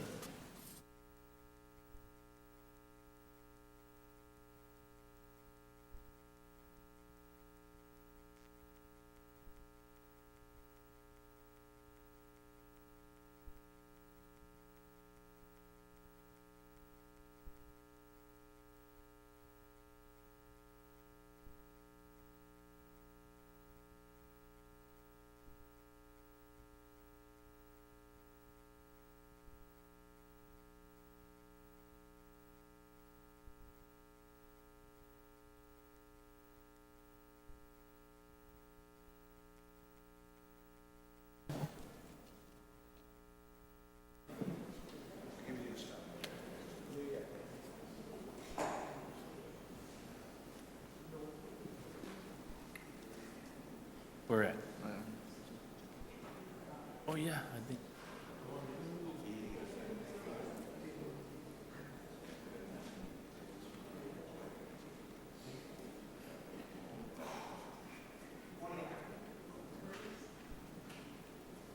But give me a second, please.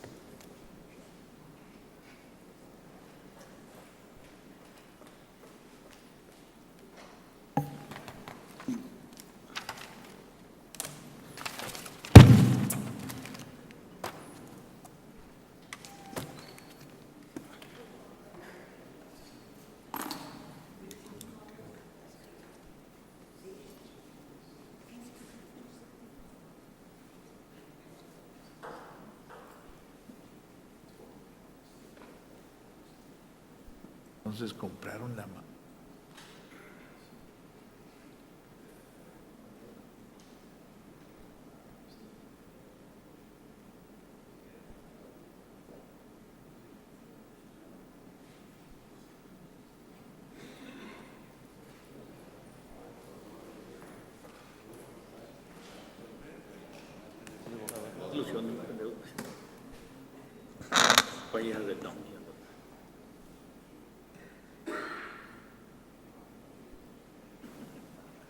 Hey, Judge.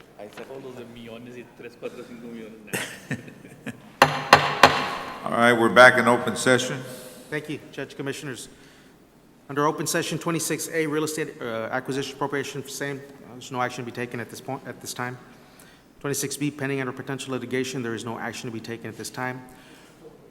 26C, Maida Garcia individually and next a friend of Daniel Garcia, a minor, versus Hidalgo County. Judge Commissioners, I'd like the court to take action to tender the balance of our self-insured retention in the amount of $12,641.54 to be tendered over to our insurance carrier, Travelers Insurance. All right. What was Yes, the number, sir. was it? For approval? Second. 12,000? $12,641.54. Those in favor, say aye. Aye. Aye, motion carries. Item 26D, Reynaldo Ibarra versus County of Hidalgo. Judge Commissioners, I just want to put on the record that, this issue has resurfaced after a final judgment was granted in favor of the county. Mr. Ibarra is continuing his plight with respect to this case. And so just for the record, we are being represented by Getter Leads, and they shall continue to represent us in this manner. Ibarra versus County of Hidalgo. Item E, claim of Claudia Morales. Judge Commissioners, I'd like settlement authority to make an offer in the amount of $540.45. Second. Those in favor, say aye. Aye. Aye, motion carries. Item F, claim of Hidalgo County versus Leonardo Ochoa. Judge Commissioners, for the record, I'd like to state that this is a subrogation claim against Mr. Ochoa, and Ms. Josie Ramirez from the District Attorney's Office shall be handling the subrogation claim against Mr. Ochoa. Action for that? You need action? It's just an assignment to Josie Ramirez. Move for approval. Okay. Need it. Those in favor, say aye. Aye. Aye, motion carries. Judge Commissioners, after some discussion with the attorneys in the audience with respect to an action, or not an action item, but a discussion item I had, which is item 8. C. I'm going to ask the court, and I will ask the individuals in the audience to give an update on the delinquent tax collection service contract.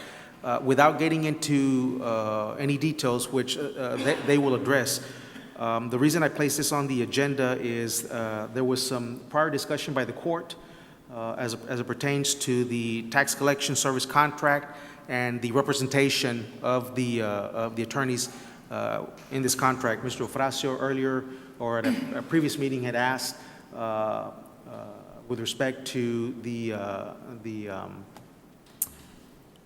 parting of ways, for lack of using the right phrase or terminology, between the firms that are representing the county, how the continuation of that service contract would affect the county. It was reported that there would be a smooth transition and that we would continue to work under the guise or under the rules of that contract. The concern that I bring to the table is the collection rate. We obviously use, during the budgeting process, a collection rate percentage to figure revenues for the county and operation of the county. I don't recall what the collection rate percentage we used last year for this year. The collection rate, you're talking about overall or delinquent? Delinquent. I just don't recall. And so, again, I just wanted to make sure that the service would continue as stated under the contract.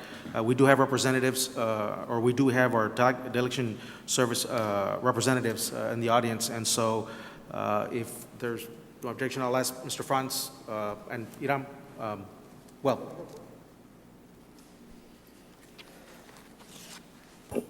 Judge, members of the court, thank you for asking us to provide status.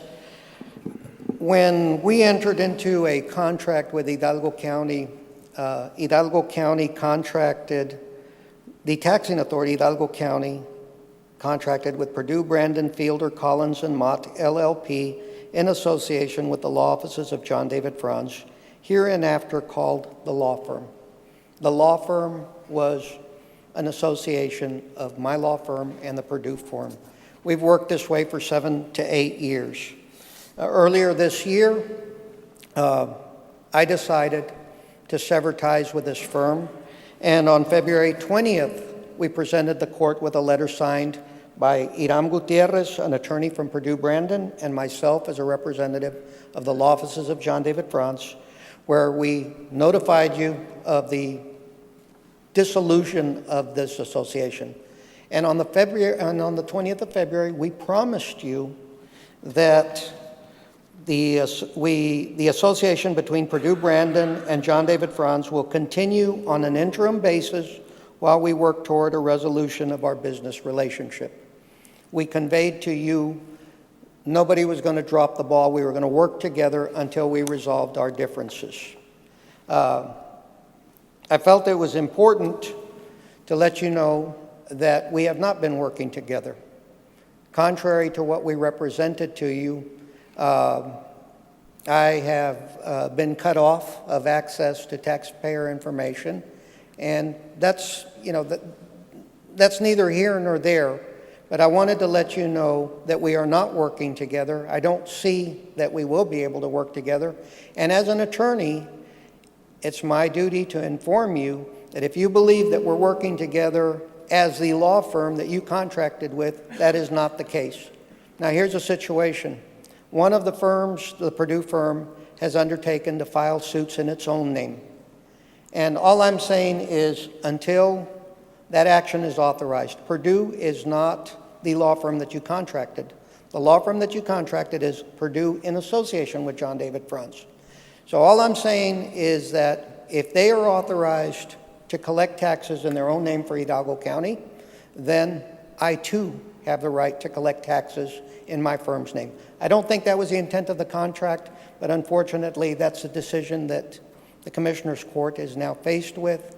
Until the contract is either terminated or amended, I don't believe that I have the authority to collect taxes in my own name without my client's consent. And so I know it's not an action item.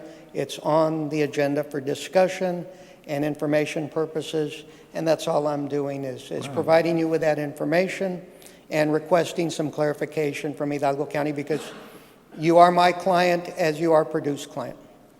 Well, but looking at it from our standpoint, I don't feel like it's not right, looking at it from the delinquent taxpayer, to receive 2 letters and 2 lawsuits from different firms on the same action.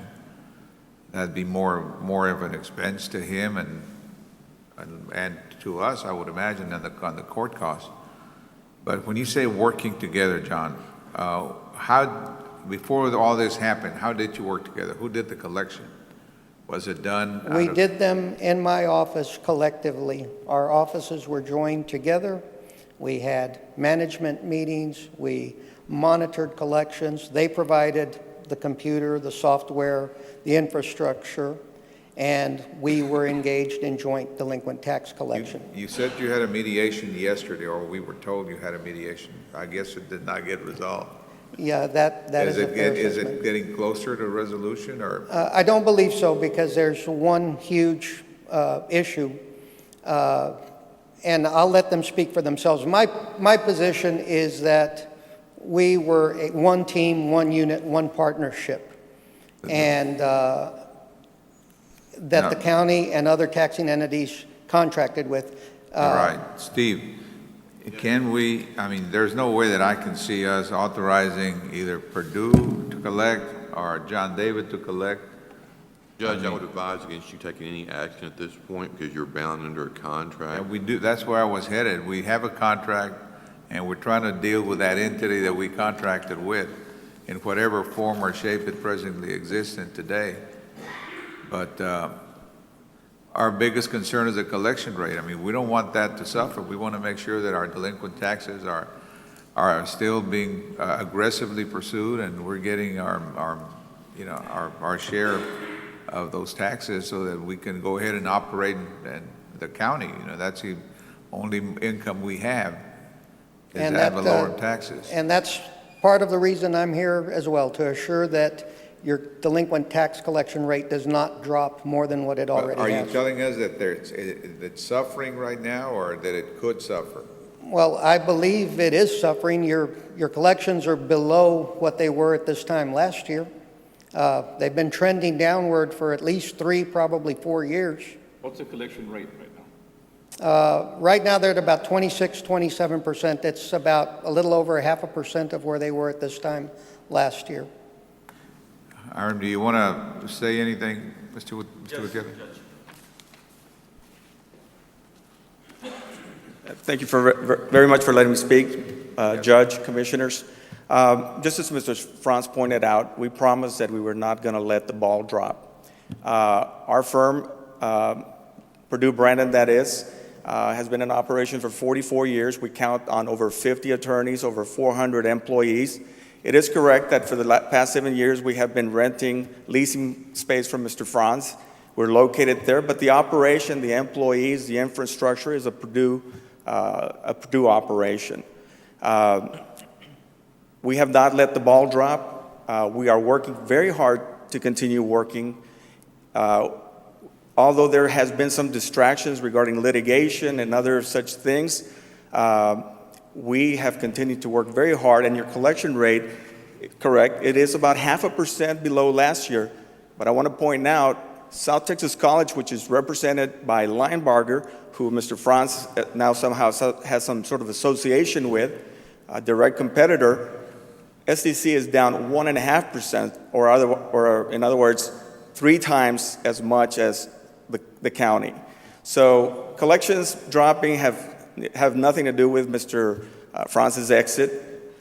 There's other issues in place, lower rollovers, smaller collection delinquent tax levies, which is not a bad thing, but we're working very hard. It is unfortunate that you're being brought into the table over a dispute between the two firms, but I want to assure you that as far as collections are concerned, we're working just as hard. No one has dropped the ball. And I'd like to open it up to any questions you may have. It sounds like you're conceding that the collection rate is dropping, but that there may be other factors that resulted in that. That's correct. The collection rate dropped 0.5%. I'm not going to deny that. What I want to point out, that entity is represented by our direct competitor, who Mr. Franz, I believe, has some sort of association with. Their rate has dropped even further. So it has nothing to do with any changes at Purdue. Purdue is working just as hard as it did before. There's other factors at play here. And those factors are not affecting the county as much as they are at, for example, STC. What are those factors you're talking about? Your collection rate, your current collection rate, has been increasing, which is a good thing. You're collecting more of your current collections. What that means is you're turning over less delinquency to the delinquent tax attorneys. That current year, that's the portion of collections that affects your collection rate the most. Those dollars, let's say it's $100,000 of turnover. It's very common for us to collect, for example, 50% of that one-year turnover. That 50% helps those other years, those older years, brings those up. So where you have a collection rate of, say, 31, 32%. I hope I make myself clear. That 1 year, for example, the 2012, we'll collect about 50% of that the first year. Those older years, they're harder to collect. You have uncollectibles, you have deferrals, so you can't collect all that. You're collecting a smaller percentage of those older years. It's that current year, those newer years that bring up your collection rate to about 30%. Since that 1 year turnover is shrinking, it's a smaller proportion of the total delinquency. It does not pull up your collection rate as high as it used to. That is what's having an effect on your collection rates. And you're not the only one. As you can see, it's happening to STC as well, and numerous other taxing entities.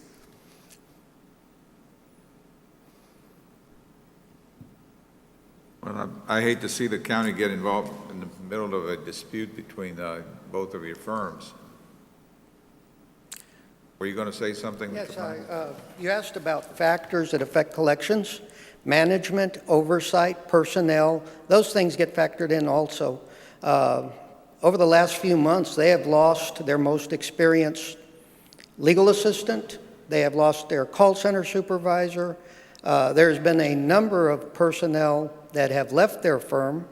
And so there's a number of factors besides collections.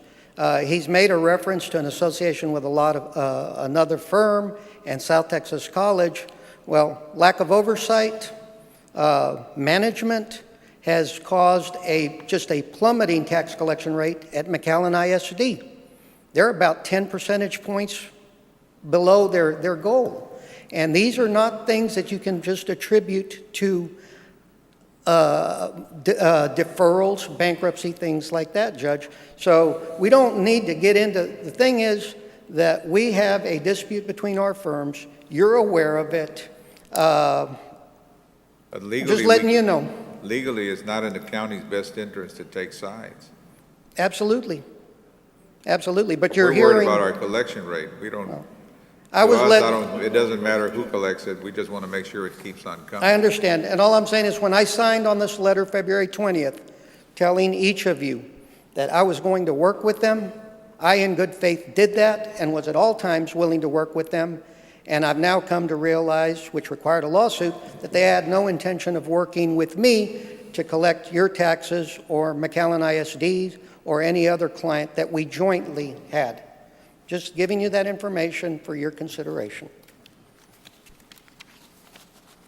What can be done, Steve, if anything?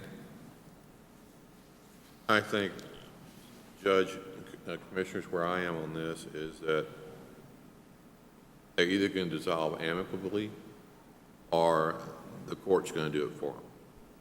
Either way, you're not going to have a contract because your contract is with Purdue et al. In association with the law offices of John David Franz. My recommendation of Valdi was that we put something on the agenda for next week. That we do what? Put something on the agenda for next week. Okay. Judge, if I may? Judge? Yes. There is a current lawsuit specifically addressing these issues, the status of the contract. I know Mr. Crane has a position on what would happen if it was the firm was dissolved or the association was dissolved, that is. We disagree. We'd like to have an opportunity to present some case law on the matter to Mr. Crane. And before anything is done, nothing's going to happen tomorrow or the day after. In fact, we don't have a docket control conference until May 29th. So we'd like to have an opportunity to present our case to Mr. Crane, and then he can make a decision as to what the recommendation would be for the court to take. Are you having some kind of a hearing concerning an injunction? Yeah. There was a temporary restraining order, temporary restraining order filed by Mr. Franz. The judge did not grant the order. Instead, he set up a hearing for last Friday. We began talking and negotiating. We had mediations on Friday. So there is no temporary restraining order. It hasn't been granted. It was an ex parte TRO, and again, we didn't even have our opportunity to present our case, but even then, it was not granted by the judge. What are you seeking to enjoin? It's Mr. Franz, he can speak. Judge, the case fell in the 430th. At the time that the case was filed, Judge Ramon was out of the county for about a week, and we chose to just request a temporary injunction hearing. At the judge's request, we were called to mediation. But what are you enjoining? These are issues that really don't, basically, they are receiving checks in the name of the association. Do they have anything to do with our No. case? No. Our situation here? No, sir. And next week, we'll have an agenda item that where we can do what? I'd like to discuss that next week if I can. All right, okay. We're going to Okay. follow Mr. Thank Crane's you, and suggestions. I apologize for taking up your time. Thank you, Judge, Commissioners. All right.